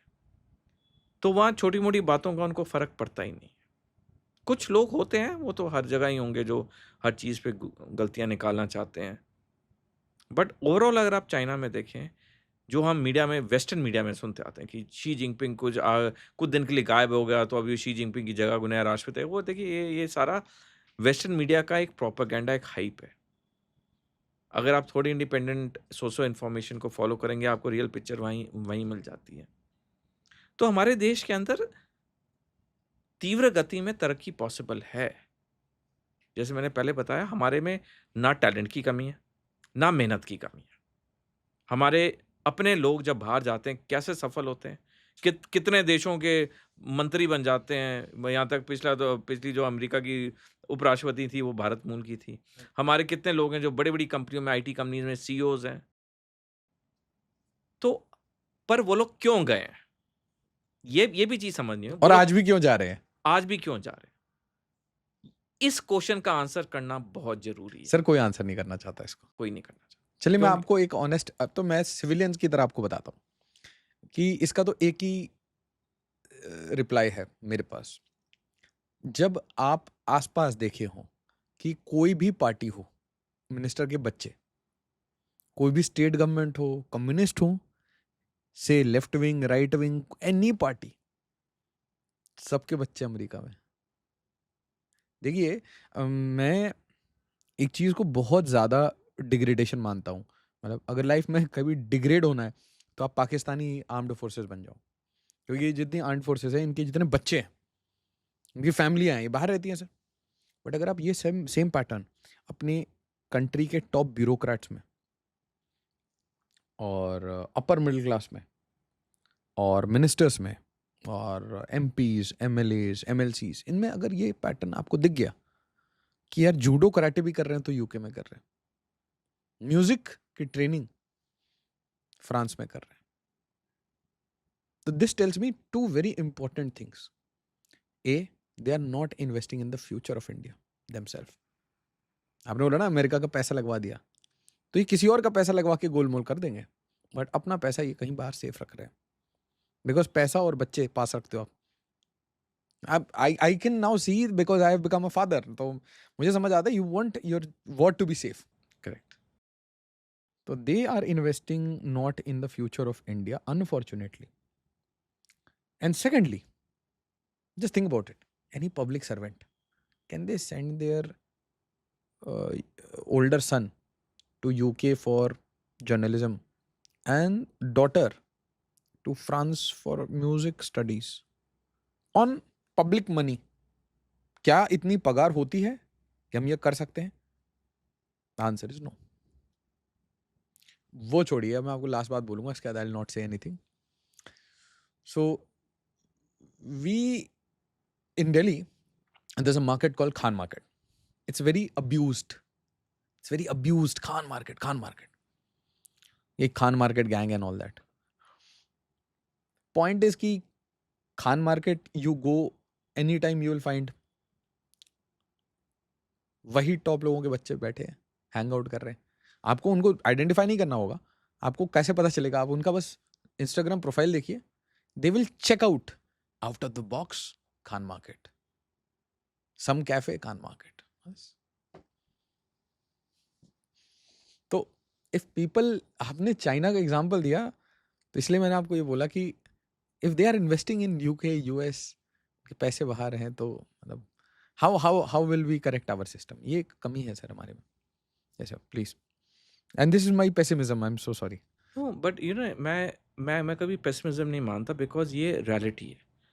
हम अगर रियलिटी से भागना चाहते हैं, कब तक भागेंगे? क्या ये हकीकत नहीं कि 10 साल में 12.5 लोग नागरिकता त्याग के चले गए? ये हकीकत है। अब अगर कोई बोले, उसको आप बोले कि नहीं भाई तुम तो पेसिमिस्ट हो, तुम तो देशद्रोही हो, तुम ये बात कर रहे हो, बट ये तो हकीकत है। फैक्ट्स। अगर हम हकीकत को कन्फ्रंट नहीं करेंगे, हम उसका इलाज कैसे निकालेंगे? अप्रिशिएट ही नहीं करेंगे तो आदि देखिए, आदि बीमारी की आदि जो उसकी क्योर है, उसका इलाज है, वो है मानना कि मेरे पास बीमारी है। मेरे को याद है, मैंने अनुपम खेर का एक इंटरव्यू बहुत पहले देखा था, तो उन्होंने कहा कि एक दिन सवेरे जब मैं सो के उठा तो मैंने देखा कि मेरे तकिए पे कुछ बाल हैं। तो पहला चीज़ जो मेरे ज़हन में आई, मैंने कहा मेरे बाल नहीं हो सकते, मतलब मैं नहीं गंजा हो सकता। फिर यार मेरे को समय लगा मानने के लिए कि हाँ, मैं टकला हो रहा हूँ। तो वो इंटरव्यू को अगर आप एक एंगल से समझें कि आधा इलाज है किसी चीज़ का पहले मानना कि हाँ, ये प्रॉब्लम है। क्या ये प्रॉब्लम नहीं है? बिल्कुल है। अब देखिए, कुछ दिन पहले ट्विटर पे कितना वायरल हुआ, गुड़गाँव में 18 किलोमीटर का ट्रैफिक जैम हुआ। जो लोग 6 बजे घर से निकले, वो 12 बजे रात को पहुँचे। अब गुड़गाँव वो शहर या मिलेनियम सिटी है हरियाणा की, जो सबसे ज़्यादा टैक्सेस देता है, और हर साल वहाँ पे ऐसा कुछ होता है, कभी 18 किलोमीटर, कभी 14, कभी 15। ऐसा क्यों? कल की बताऊं आपको, पोर्टर होता है ना सर, वो टेम्पो छोटे हाथी से लोग ऑफिस से घर गए, क्योंकि कैब वैब कुछ आ नहीं सकती, गाड़ी चल नहीं सकती, ये लॉगिंग है। तो बात सही है, क्वालिटी ऑफ पर लाइफ। इसके लिए भी, ये जो है, इसके लिए भी तो कोई जिम्मेवार होना चाहिए ना, कि क्यों भाई इतना पैसा दिया जाता है नालों की डिसिल्टिंग के लिए? आंसरेबिलिटी। कोई ना कोई तो एक अकाउंटेबल होना चाहिए। ऐसा क्यों बार बार हो रहा है? यहाँ पे जो एग्जीक्यूशन की बात हो रही है, अकाउंटेंट रिस्पॉन्सिबिलिटी की हो रही है, यहाँ पे आके चीज़ें धीमी हो जाती हैं। हमारे में फिर कहूँगा ना टैलेंट की कमी है, ना मेहनत की लोगों की कमी है। आप देखिए हमारी सभ्यता, संस्कार, संस्कृति 5000 साल पुराने हैं। जो हमारे वेदों, शास्त्रों में 5000 साल पहले लिखा गया, आज तक उसका अमल होता है। अब देखिए कितने हमारे विद्वान और ज्ञानी लोग थे उस वक़्त। उन्होंने वो चीज़ें लिखी जो आज भी उसका अमल होता है। मतलब एक सभ्यता के तौर पे हमारे में तो कोई कमी नहीं है। इंटीग्रिटी की वैसे कमी आ चुकी है, बट एग्जीक्यूशन, ऑडिट, डिबगिंग, ये तीनों चीज़ें हम डिबग करके, ऑडिट करके वापस से री एग्जीक्यूट तो आपको करना पड़ेगा ना, if there is some problem. ठीक है, ये चीज़ समझ आई। तो China is, we dithered away from the topic, but the idea is to have a deeper conversation because कहाँ ही ऐसा समय मिलता है हमें, we cannot have that open conversation. तो China with Mao and then Deng Xiaoping, economic economic Deng and Xiaoping, Xi Xi military सैनिक तौर might. पे, मिलिट्री तौर। And what is this military yes, modernization? Yes. देखिए क्या हुआ कि जब 14 मार्च 2013 को शी जिनपिंग चीन के राष्ट्रपति बने पहली बारी, तब उन्हें एक चीज का एहसास हुआ कि पैसा तो अब बेशुमार है चीन के पास। अब समय आ गया है चीन के सैनिक लक्ष्य पूरे करने का। चीन को हमेशा एक चीज सताती थी, वो थी मलक्का डिलेमा। मलक्का डिलेमा क्या है कि जो मलेशिया और इंडोनेशिया के बीच में पानी का रास्ता है, वो अगर अमेरिकी और भारतीय नौसेना बंद कर दें, तो चीन का जो 80% व्यापार होता है वो इस मलक्का स्ट्रेट के थ्रू होता है। चीन का 90% जो तेल आता है वो मध्य पूर्व के देशों से मलक्का स्ट्रेट के थ्रू आता है। तो हमेशा चीन को एक डर था कि मलक्का स्ट्रेट बंद हो गया तो चीन अगर कोई युद्ध करने की सोचेगा अभी ताइवान या कहीं पे, तो वो ज्यादा दिन तक सस्टेन नहीं कर पाएगा। तो क्या हुआ कि शी जिनपिंग जब चीन के राष्ट्रपति बने पहली बारी, वो 14 मार्च 2013 को बने और 20 मार्च 2013 को उन्होंने पहली विदेशी यात्रा की रूस की, जहां पे उन्होंने गुफ्तगू की प्राइवेट में राष्ट्रपति पुतिन के साथ। और उसके कुछ महीने के बाद जब वो सितंबर में कजाकिस्तान गए, वहां पे उन्होंने बेल्ट रोड इनिशिएटिव का ज़मीनी भाग अनाउंस किया। और अक्टूबर में जब वो दौरे पे गए इंडोनेशिया, तो उन्होंने बेल्ट रोड इनिशिएटिव का समुद्री हिस्सा अनाउंस किया। अब बेल्ट रोड इनिशिएटिव कहने को तो है कि इससे व्यापार में सहूलियत आएगी, लेकिन इसका एक छुपा हुआ सैनिक लक्ष्य है। तो 2015 20 अप्रैल 2015 को चीन के राष्ट्रपति शी जिनपिंग पाकिस्तान के पहले दौरे पे गए। एक दिन पहले 19 अप्रैल 2015 को पाकिस्तानी अखबार द डॉन में शी जिनपिंग ने लेख लिखा, जिसमें लिखा कि मेरे को लग रहा है कि मैं अपने छोटे भाई के घर जा रहा हूं। और उन्होंने लिखा कि चीन और पाकिस्तान की दोस्ती ऊंचे से ऊंचे पहाड़ियों से ऊंची है, गहरे सागरों से गहरी है और शहद समंदर से से मीठी गहरी, है। हाँ, पहाड़ों और से जब ऊंची, शी जिनपिंग ये था पहाड़ों से ऊंची, समंदर से गहरी और शहद शहद से से मीठी, हाँ। जब शी जिनपिंग पाकिस्तान गए, तो पाकिस्तान चीन ने सीपेक साइन किया, China Pakistan economic corridor. CPEC का एक जो हिस्सा है वो है सिंजियांग को ग्वादर पोर्ट से मिलाता है, और उसका काम पूरा हो गया है। अब इसका क्या फायदा हुआ चीन को? जो चीन का मलक्का डिलेमा था वो खत्म हो गया कि अगर अमेरिकी और भारतीय नौसेना मलक्का स्ट्रेट को बंद कर देती हैं, उनका तेल, पानी, सामग्री, भारतीय या सिर्फ अमेरिका से ये फियर है? अमेरिका और भारत का भी, क्योंकि तब भारत और अमेरिका की नज़दीकियां बढ़ रही थी, जैसे मैं बाद में उल्लेख करूंगा। तो ये सीपेक बनने से, अनाउंस होने से, चीन का मलक्का डिलेमा खत्म हो गया। एक ऑल्टरनेटिव रूट मिल गया जो पूरा ज़मीन पे है, पूरा पाकिस्तान से निकलता है, तो उनको कोई प्रॉब्लम ही नहीं है, उनका तेल, पानी, सामग्री आता रहेगा। अब जब ये हो गया, तो शी जिनपिंग ने 2015 में पहले रक्षा सुधार अनाउंस किए चीनी सेना पीएलए में, डिफेंस रिफॉर्म्स। इसके तहत यह तय हुआ कि जितनी भी चीन के अलग अलग कमांड्स हैं, आर्मी की, नेवी की, एयरफोर्स की, उनको कंबाइन करके थिएटर कमांड बनाया जाए। 1 फरवरी 2016 को चीन की पूरी सेना को रीऑर्गेनाइज किया गया और 5 थिएटर कमांड बनाए गए। वेस्टर्न थिएटर कमांड जो भारत के ऑपोजिट है, ईस्टर्न थिएटर कमांड जो ताइवान के ऑपोजिट है। ऐसे करके 5 थिएटर कमांड बनाए गए और 1 फरवरी 2016 को ये थिएटर कमांड इफेक्ट हो गए। लेकिन थिएटर कमांड तो बन गए, लेकिन चीन सेनाओं को मूव नहीं कर पा रहा था। एज पर न्यू कमांड्स उनका डिप्लॉयमेंट अलग होनी थी, वो कर नहीं पा रहा था। क्यों? अगर करता तो अंतर्राष्ट्रीय दबाव आता, अंतर्राष्ट्रीय आलोचना होती कि इतने भारी स्केल पे क्यों सेनाएं मूव कर रही हैं। तो चीन ने क्यों आलोचना, क्यों मतलब? नहीं, क्योंकि एक जब बहुत बड़ी ट्रुप मूवमेंट होती है तो लोगों तो जो 20-22 लाख की फौज है ना इनकी। हाँ, तो अगर वो क्योंकि बहुत बड़ी लेवल पे मूवमेंट होनी थी ना, तो उससे फिर होता है कि कुछ इनके सैनिक लक्ष्य हैं, तभी ये सब प्लान कर रहे हैं।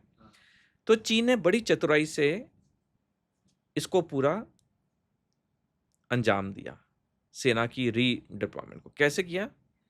इन्होंने 2017 जून में डोकलाम इंसिडेंट कर दिया। 73 दिन तक चीनी सेना, भारतीय सेना और भूटान की सेना डोकलाम प्लेटू पे एक दूसरे के सामने खड़े रहे। 73 दिन तक हमारी मीडिया दिन-रात ये कहता रहा जी डोकलाम, डोकलाम, डोकलाम। और 73 दिन के बाद चीन ने कहा हम वापस जा रहे हैं। और हमारे यहाँ मीडिया में तालियां बजी, सीटियां बजी, हम जीत गए, हम जीत गए। लेकिन हुआ क्या था असलियत में? असलियत में इन 73 दिनों में जब मीडिया का पूरा फोकस डोकलाम पे था, इन 73 दिनों में चीन की पूरी सेना रीऑर्गेनाइज हो गई थी as per the new theatre commands. अब चीन की सेना न्यू थिएटर कमांड के अनुसार अच्छा, you do not मतलब you also don't want to tell anyone that you are moving. हाँ, तो पूरी सेना होगी रीडिप्लॉय और मीडिया को भनक नहीं लगी, ना कोई ये चीज़ें आई। वो बस हमें लगा हम डोकलाम जीत गए, हमने उनको लाल आंखें दिखा दी, वो भाग गए, पूरा ब्रेकिंग न्यूज़ आ गई, तालियां बजी, सीटियां बजी, सब खुश हो गए। असलियत में ये हुआ था। अब क्या हुआ? ये तो हो गया, उनकी सेना नए फॉर्म में आ गई as per the new theatre commands. अब हुआ क्या? जब 5 अगस्त 2019 को भारत ने आर्टिकल 370 और अनुच्छेद 35A को जम्मू कश्मीर से रिवोक किया। ये 5 अगस्त 2019 की बात है। 9 और 10 अगस्त को शाह महमूद कुरैशी, जो कि तब पाकिस्तान के विदेश मंत्री थे, वो अचानक चीन के दौरे पे गए। 2 दिन रहे, 9 और 10 अगस्त 2019 को। चीनी लीडरशिप से उनकी मुलाकात हुई और चीन ने पाकिस्तान विदेश मंत्री को बताया कि तुम अभी चुप रहो, जब बर्फ़ पिघलेगी तो हम भारत को कुछ जवाब देंगे, तुम अब चुप रहो, अंतर्राष्ट्रीय फोरम से बोलते रहो ये धारा 370 के हटाने के बारे में, लेकिन कुछ करो मत, चुप रहो। 11 अगस्त 2019 को भारत के विदेश मंत्री डॉक्टर एस जयशंकर चीन की यात्रा पे गए और वहाँ चीनी नेताओं को समझाने की कोशिश की धारा 370 हटाना हमारे लिए ज़रूरी क्यों था। लेकिन चीनी अधिकारियों ने ऑलरेडी मन बना लिया था, जो शाह महमूद कुरैशी 9-10 अगस्त को कह के गए थे। 11 अगस्त को जब हमारे विदेश मंत्री वापस आए, उसके बाद चीन ने या शी जिनपिंग ने अपनी सेना को आदेश दिए कि कुछ करो और उनकी प्लानिंग शुरू हो गई। जैसे ही मार्च एंड में पूर्वी लद्दाख में बर्फ़ पिघलनी शुरू हुई, पूर्वी लद्दाख में चीनी सेना घुसने शुरू हो गई और हम गलवान वैली के बारे में जानते हैं जो हुआ 15 जून को। तो ये जो पूर्वी लद्दाख का जो इनकर्जन था, वो आर्टिकल 370-35A के रेवोकेशन के बाद प्लान हुआ। अब To क्या? show India its limits. हाँ, तो अब क्या हुआ कि चीन की सेना रीऑर्गेनाइज हो गई थी डोकलाम की बाद। उन्होंने पूर्वी लद्दाख के अंदर इंक्लूड किया, जिसके वजह से गलवान वैली हुआ। अब चीन की सैनिक एस्पिरेशंस बढ़ने लग गई और चीन के लिए जो पहला टारगेट है, सैनिक टारगेट है, वो है ताइवान। 3 फरवरी 2023 को विलियम बर्न्स, जो कि अमेरिका की खुफिया एजेंसी CIA के डायरेक्टर थे, उन्होंने बयान दिया कि 2027 में चीन ताइवान के लिए हमला करेगा।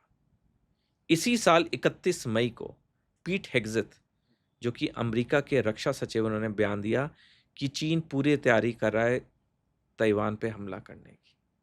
25 जून को इसी साल मार्क रट, जो कि नाटो के सेक्रेटरी जनरल है, उन्होंने बयान दिया कि चीन ताइवान पे हमले की पूरा तैयारी कर रहा है। और पिछले साल 28 अक्टूबर को एडमिरल सैमुअल पपारो, जो कि अमेरिकी सेना के इंडो पैसिफिक कमांड के कमांडर, उन्होंने बयान दिया कि दुनिया के इतिहास में चीनी एक देश है जो कि सबसे बड़े पैमाने पे सैनिक तैयारी कर रहा है। अब ये आप आशीष जी मेरे को बताइए, जो कुछ भारतीय रक्षा विशेषज्ञ कहते हैं कि चीन जो सैनिक तैयारी कर रहा है वो शांति के लिए कर रहा है, चीन कभी युद्ध नहीं करेगा। जब चीन को पता है कि कोई देश उस पे युद्ध नहीं कर सकता है, अमेरिका तक नहीं कर सकता है, नहीं कर सकता मैं। तो इतनी बड़ी सेना किसके लिए तैयार हो रही है? क्योंकि उसके सैनिक लक्ष्य हैं। और इसी साल 12 अप्रैल को पीट हेग्सेथ, जो कि अमेरिका के रक्षा सचिव, उन्होंने बयान दिया कि 20 मिनट के अंदर चीन की हाइपरसोनिक मिसाइल अमेरिका के 11 एयरक्राफ्ट कैरियर को बर्बाद कर सकती है। एब्सोल्युटली। और उसी दिन पीट हेग्सेथ ने बयान दिया, अमेरिकी सेना के अंदर जो भी वॉर गेम्स होती हैं, हमेशा they lose it all. American चीनों से हारते हैं। America loses it America all lose- the time. तो अभी बताइए, जब अमेरिका के रक्षा सचिव जैसे बड़े औहदेदारी, रक्षा मंत्री हुए ऐसे ना वो वहां हाँ, के, वो वहाँ के, मतलब हमारी कौन रक्षा मंत्री हुए, वहाँ डिफेंस सेक्रेटरी डिफेंस कहते हैं। सेक्रेटरी। अगर इतने लेवल पे वो बयान दे रहे हैं तो कोई ना कोई तो उसमें तथ्य है। तो ये जो चीज है, ये चीज हमें समझनी होगी। An alternate in Bay of Bengal also, China Myanmar economic corridor. हमारे 8 पड़ोसी मुल्क हैं भारत के। चीन पाकिस्तान निकाल दो तो है ही हमारे दुश्मन देश, बाकी बचे 6 में से एक छोटा भूटान छोड़ के बाकी 5 चीन के ग्रिप में। बिल्कुल। 8 में से 7 देशों के साथ चीन ने इकोनॉमिक कॉरिडोर या बेल्ट रोड इनिशिएटिव साइन किया हुआ है। नेपाल तक ने साइन कर लिया। अब ये जो BRI है, जैसे मैंने बताया, इसका है तो छुपा हुआ तो सैनिक लक्ष्य है। जो हम स्ट्रिंग ऑफ पर्ल सुनते आए थे कि चीन हमें समुद्री रास्ते से घेरने की कोशिश कर रहा है, उसकी प्लानिंग कंप्लीट हो गई है। क्योंकि पाकिस्तान का ग्वादर पोर्ट, श्रीलंका का हम्बनटोटा पोर्ट, और पिछले साल 2023 में 20 मार्च को चीन ने बांग्लादेश में कॉक्स बाजार नौसैनिक अड्डा बनाया, जहां आज हम जब बात कर रहे हैं, कॉक्स बाजार नौसैनिक अड्डे में चीन के 2 युद्धपोत और एक पनडुब्बी तैनात हैं। तो अगर आप भारत का नक्शा देखिए, समुद्र रास्ते से चीन ने भारत को घेरने की पूरी प्लानिंग करनी है। Gwadar port Pakistan, Laamu atoll Maldives, Hambantota port Sri Lanka, Kyaukphyu द्वीप म्यांमार, कॉक्स बाजार बांग्लादेश। क्योंकि अभी है नहीं उनके पास अब तो, मतलब उनकी वहां सैनिक गतिविधियां शुरू हो गई हैं। सैनिक तो पूरा तो कैंटोनमेंट है सर वो तो। तो जब भी वो चाहेंगे वहां पे तैनात कर देंगे। प्लानिंग तो हो गई है हाँ हाँ। नहीं, हम्बनटोटा तो ग्वादर, उनके क्यूक्यू, हाँ 3 उनके तो पास है। में। कॉक्स बाजार इज डाउटफुल। नहीं, वो तो ये कंफर्म मीडिया रिपोर्ट से आ गया। कॉक्स बाजार के पड़ोस में एक वो, आप you are talking about the submarine dockyard. नहीं, कॉक्स बाजार जो है वो 20 मार्च 2023 को कंप्लीट किया, चीन ने पूरा बनाया है, और आज की तारीख में ये इनके युद्धपोत और पनडुब्बियां तैनात हैं। माय गुडनेस, क्यों कॉक्स बाजार में फिर अमेरिका क्या कर रहा है? जहां पे भी सर ये, क्योंकि मैं every time I am noticing this कि wherever China is going, America is following with money and chaos. मैंने लिखा है, मैंने पूरा एक्सप्लेन किया है कि कैसे एक G3 इनफॉर्मल ग्रुपिंग बन गई है। G2 हम G7 सुनते आए, G20 सुनते आए, एक G3 ग्रुपिंग खड़ी हो गई है इनफॉर्मल।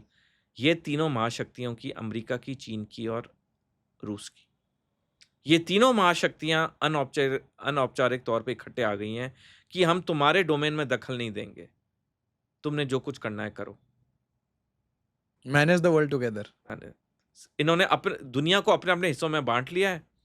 पूर्वी यूरोप रूस का है, पश्चिमी यूरोप और मिडिल ईस्ट अमेरिका का है, चीन जहां जहां चाहेगा अपना कर लेगा।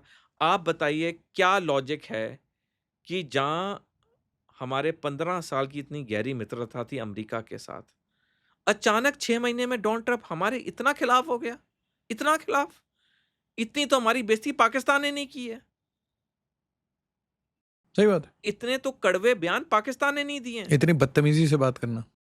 भाई, भारत की अर्थव्यवस्था कहना कि तुम्हारी अर्थव्यवस्था मर गई है। अरे, दुनिया की चौथी बड़ी अर्थव्यवस्था। नहीं, it's मुझे ऐसा लगा कि इट इज अ मैसेज कि your economy is not dead but I can make it dead, ये मैसेज था। देखिए आशीष जी, अगर एक हाथ पे अमेरिका कहता था वो हमारा मित्र है, क्या मित्र के लिए ऐसे शब्द इस्तेमाल करेंगे? आप कभी नहीं। वही मैं कह रहा हूँ, इनकी एक टैसिट अंडरस्टैंडिंग हो गई है।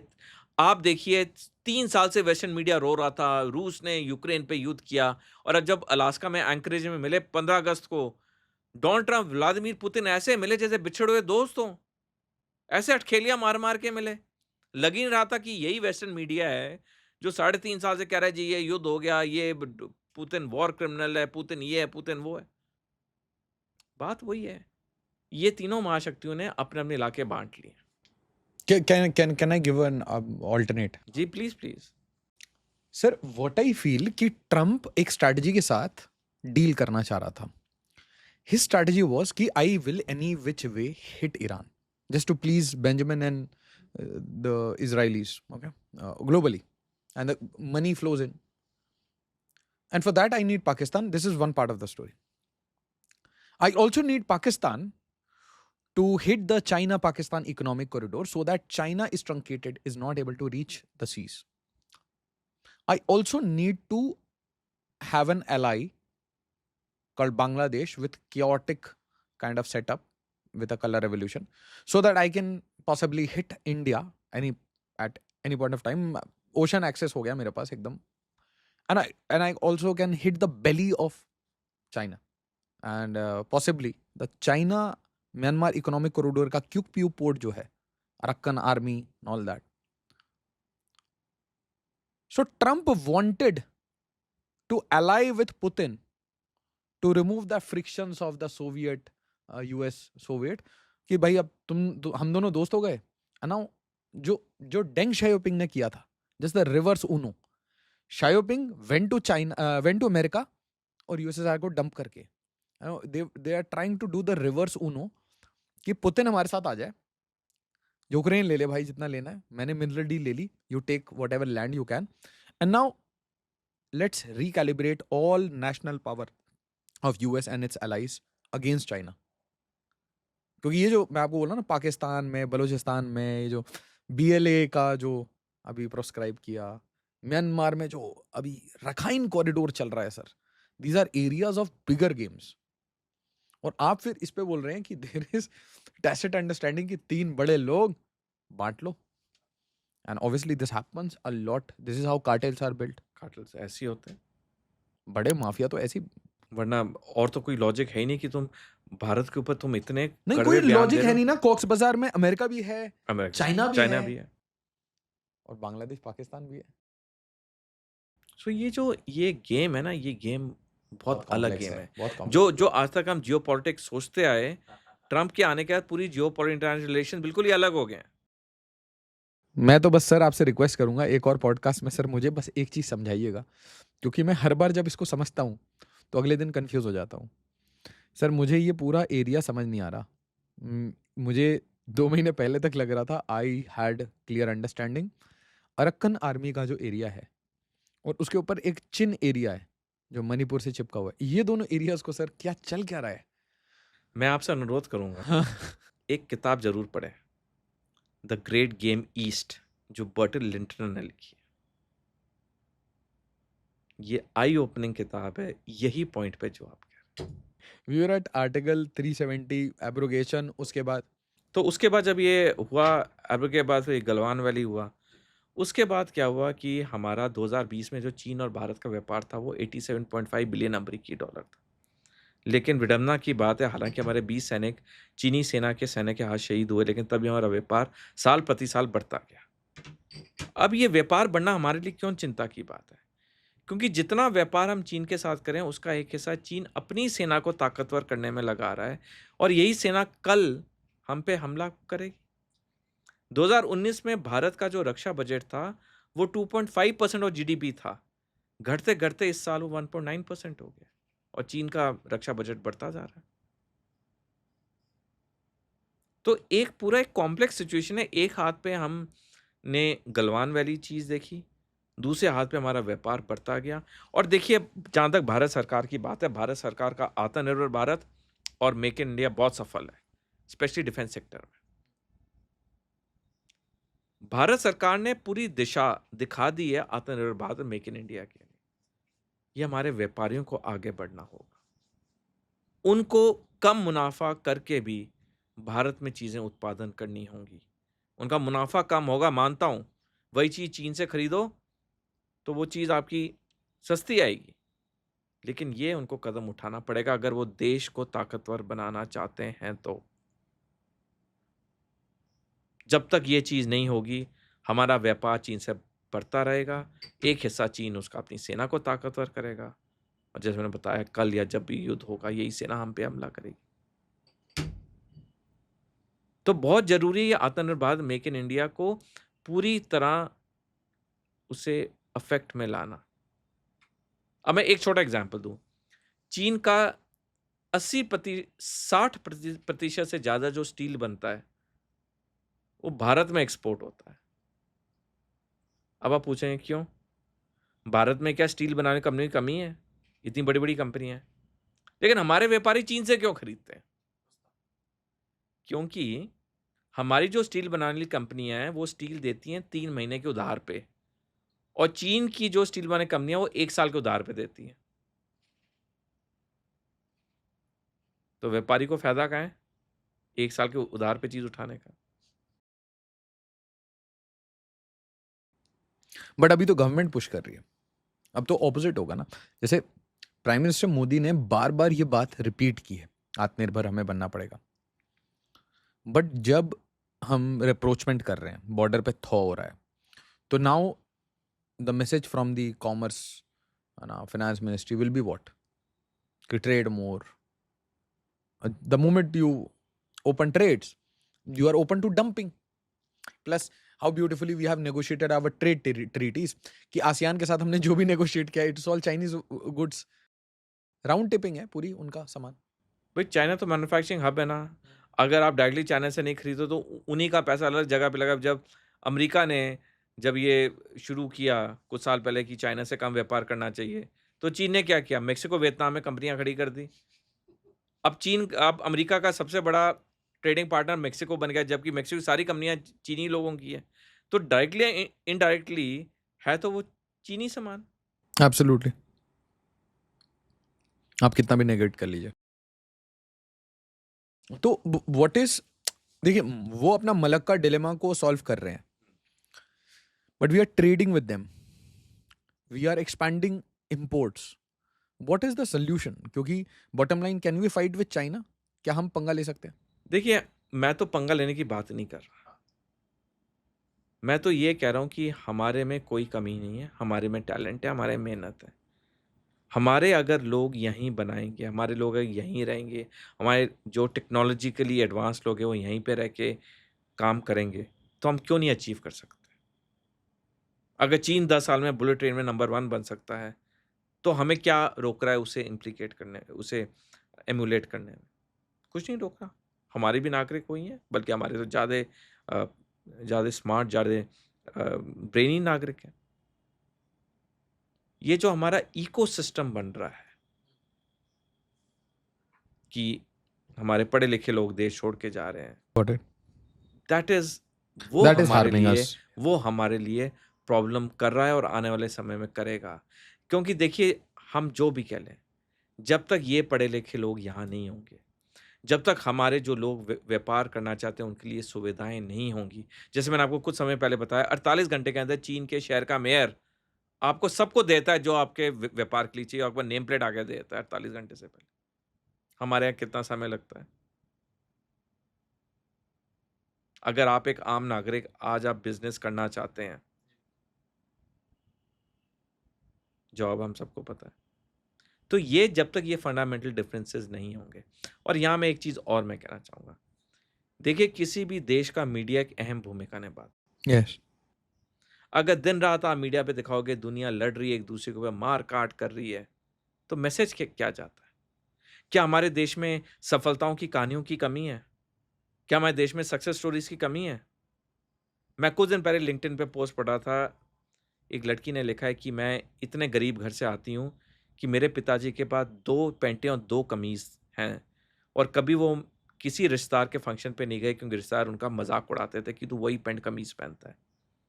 मेरी माँ जब भी मेरे पीटीएम पे आती थी, स्कूल में पेरेंट टीचर मीटिंग के लिए, कभी एक शब्द नहीं निकाल सकती थी क्योंकि हम इतने गरीब थे कि हम जो वो टीचर कहती थी, कहता था, हम चुपचाप सुनते थे। कहते आज मेरी नौकरी लगी है और पहली बार मैं कंपनी के उससे मैं बाय एयर ट्रैवल की हूँ, बॉम्बे गई हूँ और मेरे को 5 स्टार में 3 दिन के लिए कंपनी ने ठहराया है। तो आज मैं ये लिंक्डइन पोस्ट लिख रही हूँ, मेरे को इतनी खुशी हो रही है। ये क्या सफलता की कहानी नहीं है? बिल्कुल है, वेरी पॉजिटिव स्टोरी। कितनी पॉजिटिव स्टोरी है। क्या किसी मीडिया हाउस ने इसको दिखाया? हम मीडिया हाउस बस एक दूसरे हम लड़ने में दिखाते हैं। मैंने ये लेख भी लिखा है, मैं आपको भेजूंगा, वो भी लेख भेजूंगा, why media and social media matters. वहाँ वहाँ तो हम हार रहे हैं सर। एक जो देश का नैरेटिव बनना चाहिए, वो गलत नैरेटिव बन रहा है। सर हम कितना भी बना लें, जो हमारे पे थोपा जा रहा है उसका हम क्या करें? मैं एग्जैक्टली वही कह रहा हूँ। ये जो लीडिंग मीडिया हाउसेज हैं, लीडिंग सोशल मीडिया हैंडल्स हैं, जो मैंने लेख में पूरा लिखा है, जब ये दिन रात एक दूसरे की लड़ाइयों को दिखाते हैं, इसका तो मैं जवाब आपको देता हूँ। तो जो आपको कोई पॉजिटिव न्यूज़, मैं अभी लिखना शुरू करता हूँ 10 positive news, nobody cares. Nobody cares. क्यों पॉजिटिव देखना है? हम तो आ ही रहे हैं आंटी वाले गॉसिप सुनने। लेकिन बात वही आ जाती है ना कि ठीक है, कभी कभार आपने कोई एक आधा प्रोग्राम दिखा दिया, मैं मेन स्ट्रीम की बात कर रहा हूँ, कभी आपने एक आधा प्रोग्राम दिखा दिया, आप दिन रात वही चीज़ आप चलाएंगे। अब जो मैंने लेख में लिखा है, कलकत्ता में पिछले साल एक रेप और मर्डर हुआ, बहुत गलत हुआ, आरजीकर। बहुत बहुत घिनौना हुआ। मीडिया ने उसे 6-7 हफ्ते दिन रात चलाया। क्योंकि वो पेड कैंपेन था। फाइन, मैं वही चीज़ पे आ रहा हूँ। कैंपेन चला, कोई भी रीजन हो, कैंपेन चला। जो हम फॉरेन एम्बेसीज हैं दिल्ली में, वो इंफॉर्मेशन तो मीडिया हाउसेज से लेती हैं। उन्होंने देखा कि इंडिया तो बिल्कुल अनसेफ है वुमेन के लिए। क्या हुआ? कुछ महीने पहले यूएस ने एडवाइजरी जारी कर दी, India is unsafe for women. फिर हम रोने लग गए, ऐसा क्यों कर दिया? भाई उसके कल्प्रेट तो हम ही हैं। क्या अमेरिका में रेप नहीं होता? क्या अमेरिका में मर्डर्स नहीं होते? क्या कनाडा में नहीं होता? सब कुछ होता है, पर वो कितना दिखाते हैं? सर ये मैंने बड़ा रॉकेट फोर्स के बारे में सुना है, क्या ये रॉकेट फोर्स?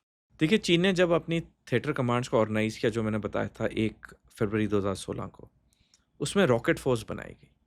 रॉकेट फोर्स के अंदर चीन की जितनी बड़ी मिसाइलें हैं, सबको रॉकेट फोर्स के अंदर किया गया।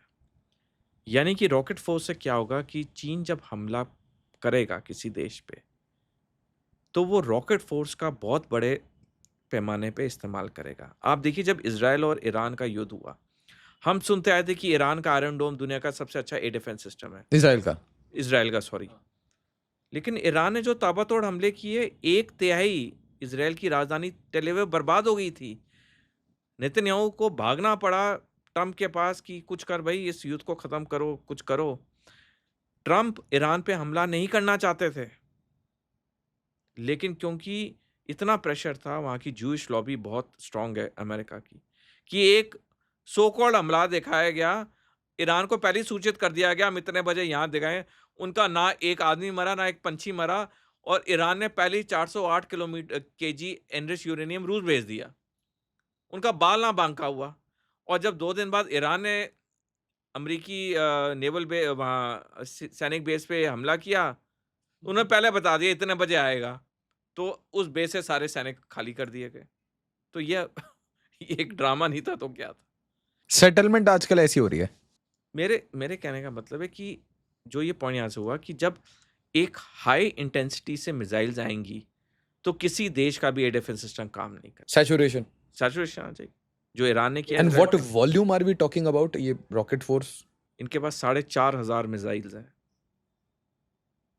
DF-21, DF-11 missiles you are talking about, ballistics and cruise, ballistic cruise hypersonics. you're not talking about the छोटा छोटा नहीं rocket. वो तो आर्टिलरी रॉकेट्स तो बिल्कुल तो ये 4,500 हैं long range, और उनकी रेंज इतनी कि वो अमेरिका के वेस्टर्न कोस्ट को टारगेट कर सकते हैं। उनकी रेंजेस इतनी है। अब कल ही इनकी जो चीन की मिलिट्री परेड थी, जो विक्ट्री परेड थी, उसमें इन्होंने एक मिसाइल अनवेल किया जिसकी रेंज 20,000 किलोमीटर, 20,000 पूरा दुनिया को तकरीबन कर लेगा, सर्कल मार रहे हैं। So they have a navy, air force, air force, army, rocket force, cyber force. अच्छा, and America in this sense वो कैसे डिवाइडेड है? उनके भी थिएटर कमांड्स हैं, उनके भी उनका उनका तो अपना बड़े-बड़े थिएटर साइबर कमाल स्पेस वहाँ, क्योंकि देखिए अमेरिका के तो पूरी दुनिया में 780 फॉरेन सैनिक बेसिस। अड्डे हैं ना, तो अमेरिका के तो थिएटर कमाल बहुत पहले से हैं, क्योंकि उनको तो चाहिए था। China is trying to create that effect. देखिए चाइना के जो सैनिक लक्ष्य हैं वो उसके आसपास ही लिमिटेड है। चीन बाकी जो उसका जैसे सबसे पहला ताइवान है, अरुणाचल प्रदेश है, अम, उसके बाद बेसिकली 2 हैं जो शी जिनपिंग के टाइम होंगे, बाकी तो बाद में होंगे। तो चीन के जो 6 वॉर्स जो चाइना की बात आपने भी की, मैंने बुक मेंशन किया है, ये सारी 6 वॉर्स चीन आस-पास ही लड़ेगा। चीन को दूसरे देश में जाके, दूर जाके, दराज़ में जाके लड़ने का कोई इंटरेस्ट नहीं है। वो दूसरे तरीके से देशों को कंट्रोल करता है, पैसे के ज़रिए। आप इतना ऋण दो, इतना पैसा दो कि वो देश आपके सामने मुँह ही ना खोल पाए। मोडस ऑपरेंडी क्या है चाइना की? How to control? Let's say Nepal को कंट्रोल में लेना है। पैसा। आप जितना देखिए हकीकत है, कड़वी बात है लेकिन सच्चाई है। दुनिया में पैसे का बोलबाला है। आप जितना पैसा दोगे, उतना वो देश आपका आगे मुँह खोलेगा ही नहीं। ये फैक्ट है, हकीकत है। आज चीन, हमको याद होगा जब कोविड-19 हो रहा था, वर्ल्ड हेल्थ ऑर्गेनाइजेशन ने कितने महीने तक बोला ही नहीं कि ये पैंडेमिक है। पैसा इतना दे दिया, इतने लाखों लोग मर गए। तो ये देखिए उनके पास डीप पॉकेट्स हैं, उनके पास बेशुमार पैसा है। और हम तो बात कर रहे हैं वाइट मनी की, जो मैंने किताब में लिखा है। वाइट मनी तो हम बात कर रहे हैं, मैंने किताब में लिखा है उनके पास ब्लैक मनी कमी नहीं है, क्योंकि दुनिया में सर हम कहते हैं हमारी $4 ट्रिलियन की इकोनॉमी है। अनअकाउंटेड मिला लो तो 8 ट्रिलियन तो होगी। तो that veg they also have unaccounted. देखिए नहीं, ये उनका जो ब्लैक इकोनॉमी है वो मैं इसके बारे में बताना चाहूँगा, वो बहुत अलग है। कुछ साल पहले तक दुनिया में 2 ही इलाके थे जहाँ पे ड्रग्स का उत्पादन होता था, golden triangle, golden crescent. Golden crescent था ईरान, पाकिस्तान, अफगानिस्तान की पहाड़ियाँ, जहाँ पे पूरे ड्रग्स उगाए जाते थे और उत्पादन होता था। और गोल्डन ट्रायंगल म्यांमार, थाईलैंड और कंबोडिया के इलाके। अब एक तीसरा इलाका आ गया जहाँ दुनिया से बहुत ड्रग्स सप्लाई होते हैं, वो है चीन का यूनान प्रोविंस, जिसे फिंटानिल कहते हैं, जो हम कई बार ट्रम्प को कहते हैं, जिसे इंडिया में चिट्ठा के नाम से कहते हैं। चिट्ठा मतलब पंजाबी वर्ड चिट्ठा वाइट कलर होता है, क्योंकि वो ड्रग वाइट कलर का है, जो यही चीज़ अमेरिका में फिंटानिल कहते हैं। आपको पता है आशीष जी, फिंटानिल इतना है अमेरिका में कि अमेरिका के 23% युवक अपने देश की सेना के लिए इनएलिजिबल हैं, मतलब अनफिट हैं। 23% युवक, यानी कि चीन ने अमेरिका पे गोली नहीं चलाई है, लेकिन उसके 23% युवकों को कंगाल कर दिया। व्हेन चाइना फाइट्स, सर बहुत डेंजरस स्ट्रेटजीज हैं ये। It wrecks you from within. तो बात वही आ जाती एंड है। This is America we are talking. ये छोटी कोई कंट्री मिल जाए, आप कैसे subversion, how do they go for subversion, espionage, सब कुछ मिक्स करके खेलते हैं। तो इसलिए देखिए बहुत बहुत जरूरी है कि can you give another example of any other country जिसको ऐसे सबवर्ट किया है? जैसे अमेरिका का आपने ये कहा थ्रू ड्रग्स। देखिए चाइना के लिए तो सबसे बड़ा कॉम्पिटिटर अमेरिका है, चाइना के लिए इंडिया कॉम्पिटिटर नहीं है। हाँ, ये let us accept it. Yes. China के लिए एक ही कॉम्पिटिटर है, अमेरिका। और अमेरिका को उसने इस तरह से आधा खोखला कर दिया। पूरी मैन्युफैक्चरिंग अमेरिका की चीन के पास है। अभी जब ईरान ईरान और इजराइल युद्ध हो रहा था, एक स्टेज आई कि इजराइल के पास मिसाइल नहीं थी, क्योंकि अमेरिका मिसाइल बना ही नहीं पा रहा था, क्योंकि चीन ने रेयर अर्थ मिनरल पे बैन कर दिया था। डिफेंस इक्विपमेंट में रेयर अर्थ मिनरल्स यूज होते हैं, तो चीन का जो मिसाइल का उत्पादन रेट था वो बिल्कुल खत्म हो गया। तो वही जो मैंने पहले कहा कि चीन की जो प्लानिंग है ना, बहुत लंबी है, और ये विजन होना बहुत जरूरी है हमारे लिए। कोई चुनाव की पार्टी हारे जीते वो अलग है, इसके लिए तो किसी ना किसी को विजन लाना होगा। जब तक ये विजन नहीं आएगा कि चाइना इज द एनिमी। नहीं, चाइना तो एनिमी है ही है। ये विजन लाना जरूरी कि हमें कई सेक्टर्स पे तीव्र गति से तरक्की करनी होगी। हमारे पास वक्त नहीं है। core areas like जैसे rear सबसे पहले टेक्नोलॉजी, सबसे बड़ी चीज टेक्नोलॉजी, और दूसरा एक होल ऑफ नेशन अप्रोच चाहिए हमें। जैसे मैं बार बार एग्जाम्पल बताऊं, हमारे अगर पब्लिक टॉयलेट्स कितने स्टिंक करते हैं, हमारी रोडें अगर टूटी हैं तो क्यों टूटी हैं? भाई वही वही वेस्ट है जहाँ इतनी बारिश होती है, उनकी तो सड़कों पे इतने पॉटहोल नहीं होते। मतलब इंजीनियर कहीं ना कहीं पैसा खा रहा है ना रोड बनाने में।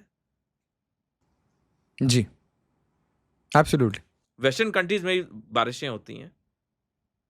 तो ये जो एक होल ऑफ नेशन अप्रोच है, ये होना बहुत जरूरी। 6 wars of China में हम किस नंबर पे आ रहे हैं? सबसे पहला सबसे ताइवान, दूसरा स्पाटले आइलैंड्स। स्पाटले आइलैंड का यू तो बहुत छोटा होगा क्योंकि उसका अगेंस्ट कोई खड़ा नहीं होगा।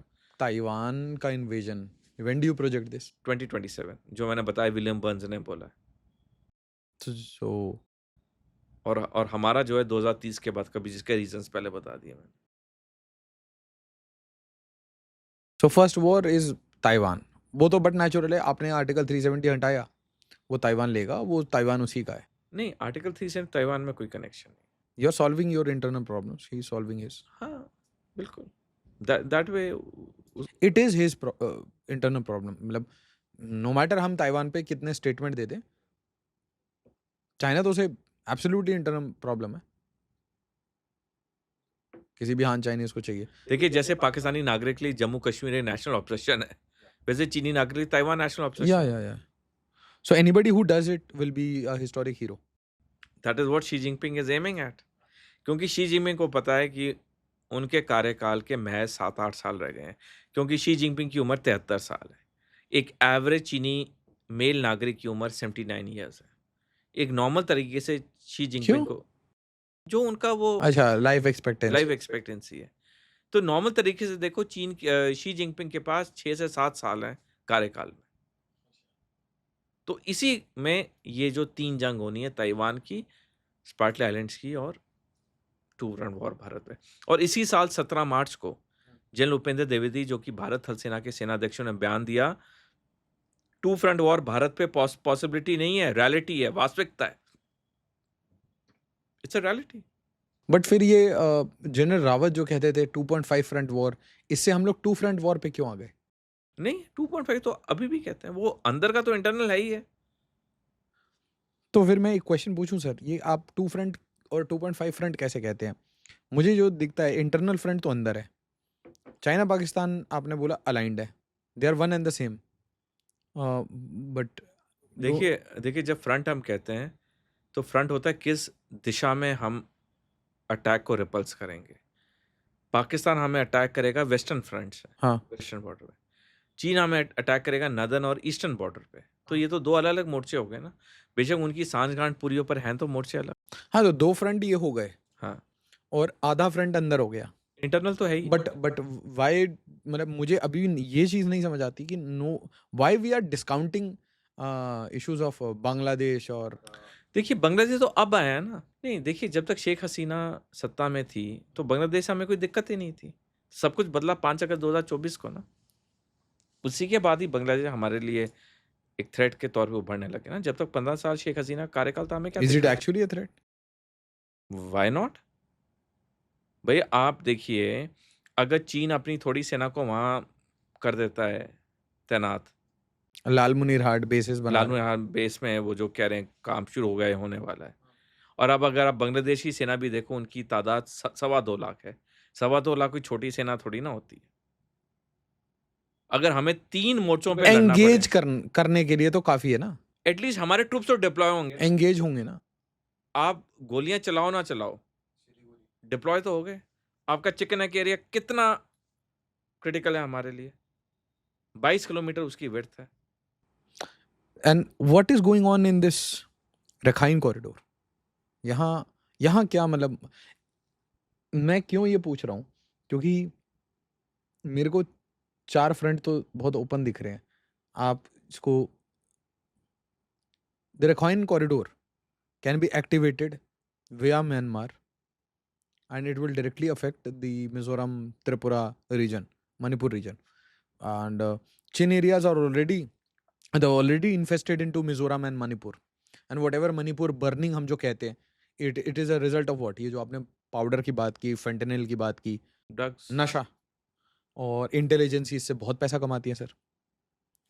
एक ये मोर्चा उस साइड है, मिजोरम।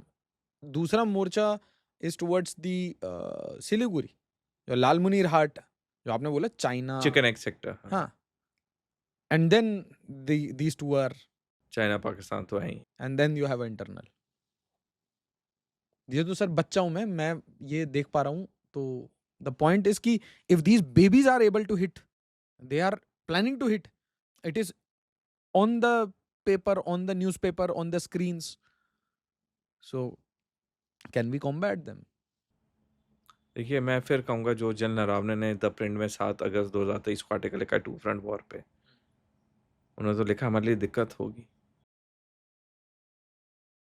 दिक्कत तो है, क्योंकि टू फ्रंट वॉर, और अभी हम 3.5 या 3 फ्रंट वॉर की बात कर रहे हैं, जैसे हमने डिस्कस किया। बेशक बांग्लादेश ओपन अप करे ना करे, लेकिन हमारी डिप्लॉयमेंट तो रहेगी उसके लिए। आपको एंगेज तो करके रखेंगे ना सर? ठीक है, हाँ।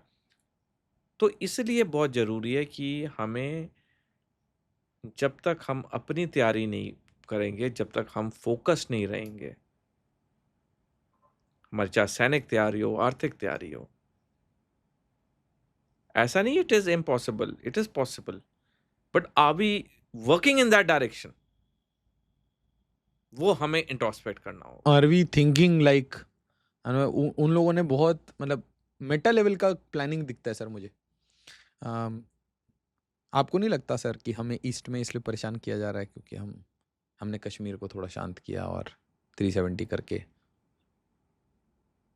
देखिए, ऐसे है कि आप एक घर बंद करोगे तो दूसरा तो खुलेगा ना इस टाइप का। जहाँ तक पाकिस्तान की बात है, चीन की बात है, वो तो कभी भी एक शांति प्रिय देश भारत को पीस एंड प्रॉस्पेरिटी की तरफ तो बढ़ने देंगे ही नहीं। आप कुछ भी कर लीजिए, वो कुछ ना कुछ इंस्टिगेट करते रहेंगे।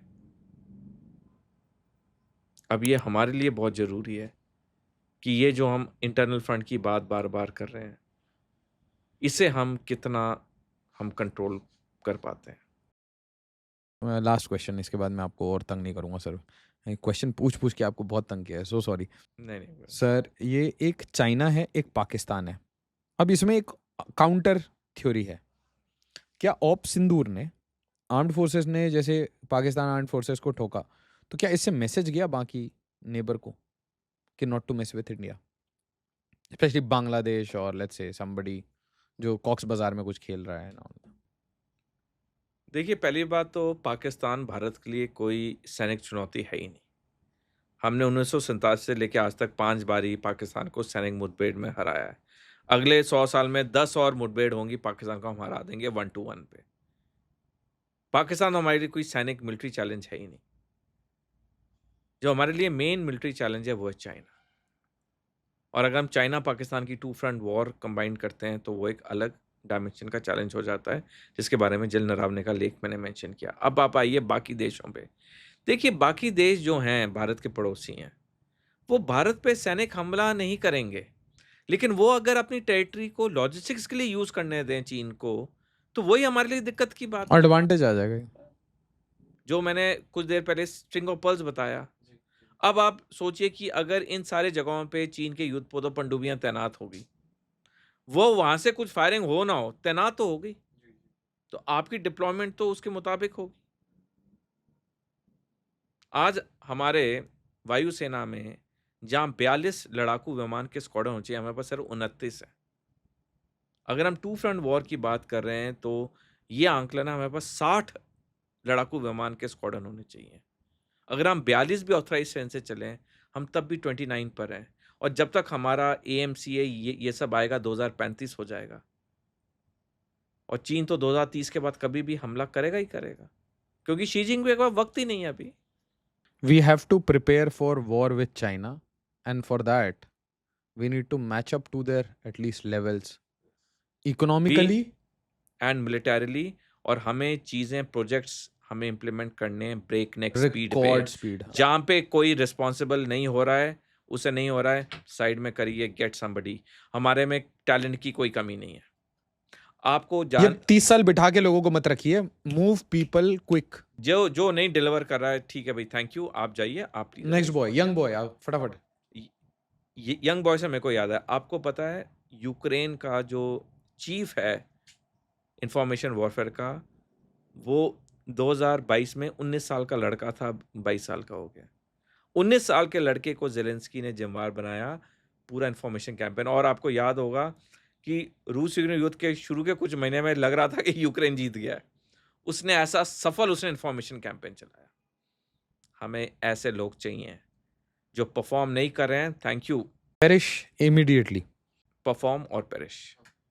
सो आई सेंस दिस, ये जो अभी मैंने आपसे क्वेश्चन पूछा था, मुझे ऐसा लगा कि ये चीज, ये लोग दबाव चल रहा था, मतलब प्री पहलगाम ये प्रेशर चल रहा था। पाकिस्तान पहलगाम कराता है, शेख हसीना उधर से मूव करती है, तो ये 3 कंट्री का ट्रायंगल आप देख लीजिए, somebody is funding them, it doesn't happen like that. It doesn't happen like that. So one triangle, मतलब let's create a triangle of Pahalgam, sir, yes. Opposite side में you create a triangle of Manipur. Manipur उधर जला दिया है आपका, कैसे जला है वो, बिना पाउडर के तो नहीं जला है। एंड थर्ड इज हसीना को निकालना। And then I add your commentary sir, जिस दिमाग खोलने वाला, is that G3 sitting together. Triangular threat emerge हुआ था। एंड मैं आपको रिप्लाई दिखाता हूं, इसका रिप्लाई देखिए। पाकिस्तान का तो sir Noor Khan airbase, all that, Chaklala Maglala Sargodha. कैसा लगा था वैसे सर आपको वीडियो देख के? मैं तो बड़ा अच्छा लगा, मैं तो बड़ी खुशी हुई।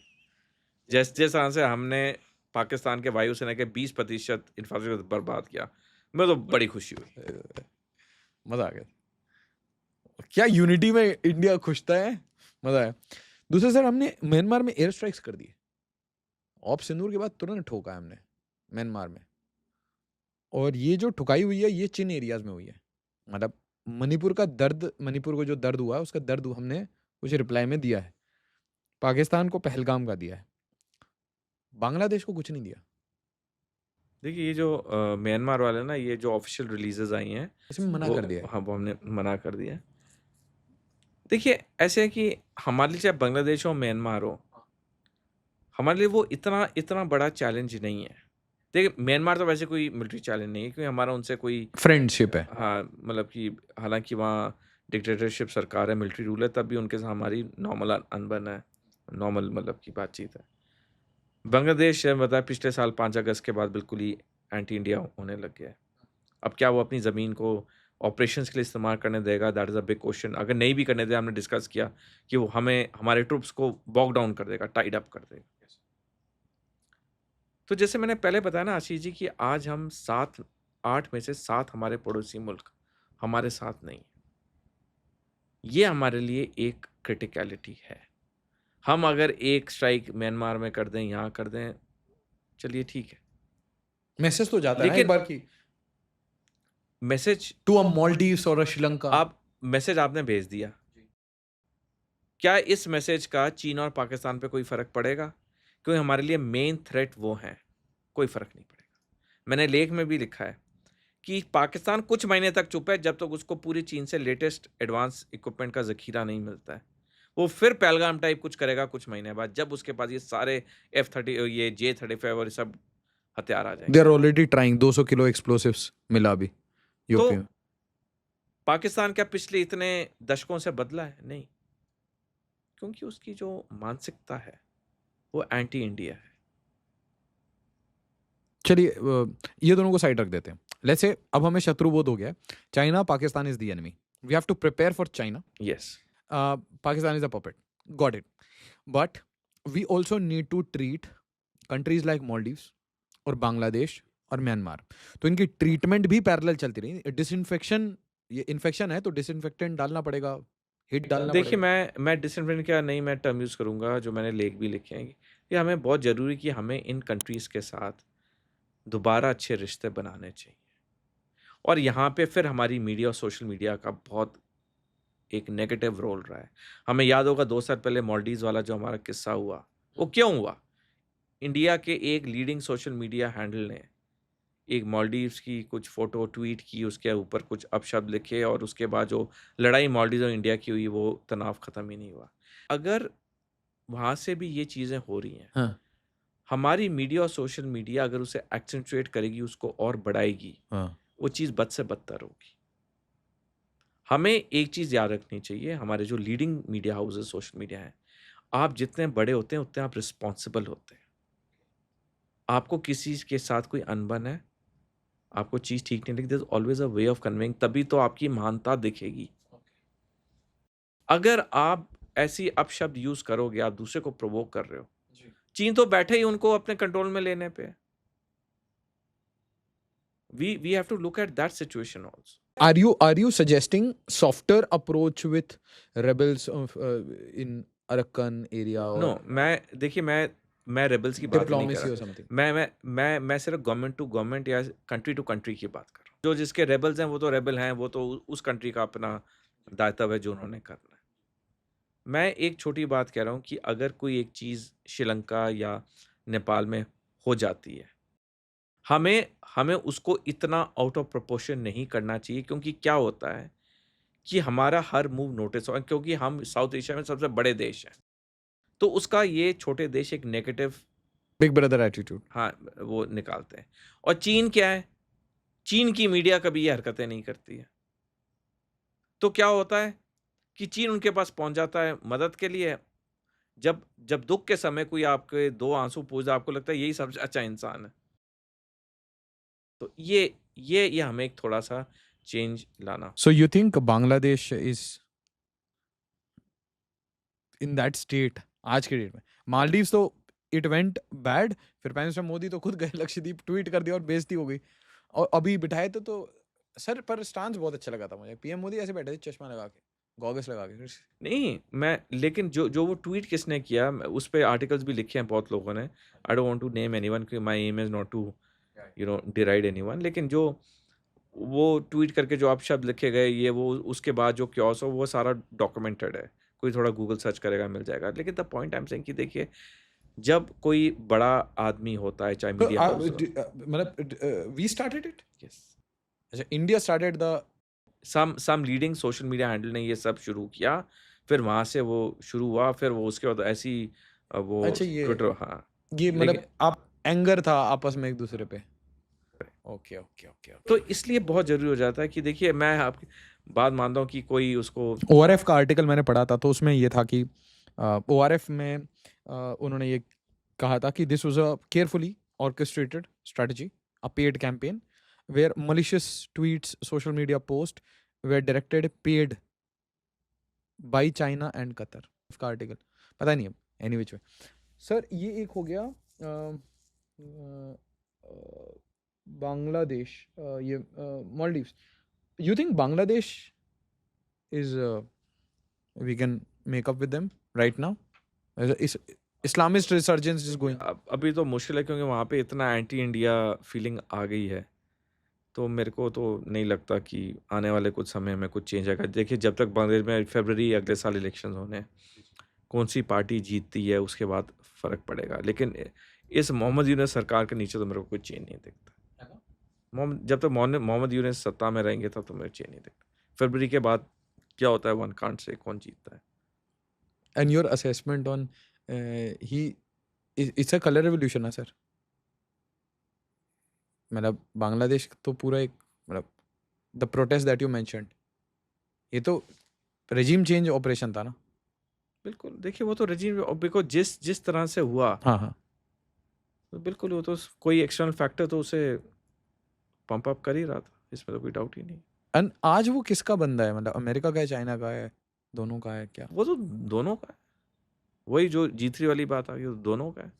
आपको याद होगा जब 12-13 फरवरी को प्रधानमंत्री मोदी अमेरिका के डोनाल्ड ट्रंप से मिले, जब ये बांग्लादेश का मुद्दा आया कि हिंदुओं का पे अत्याचार जी हो जी रहा है, जी। डोनाल्ड ट्रंप ने क्या बोला?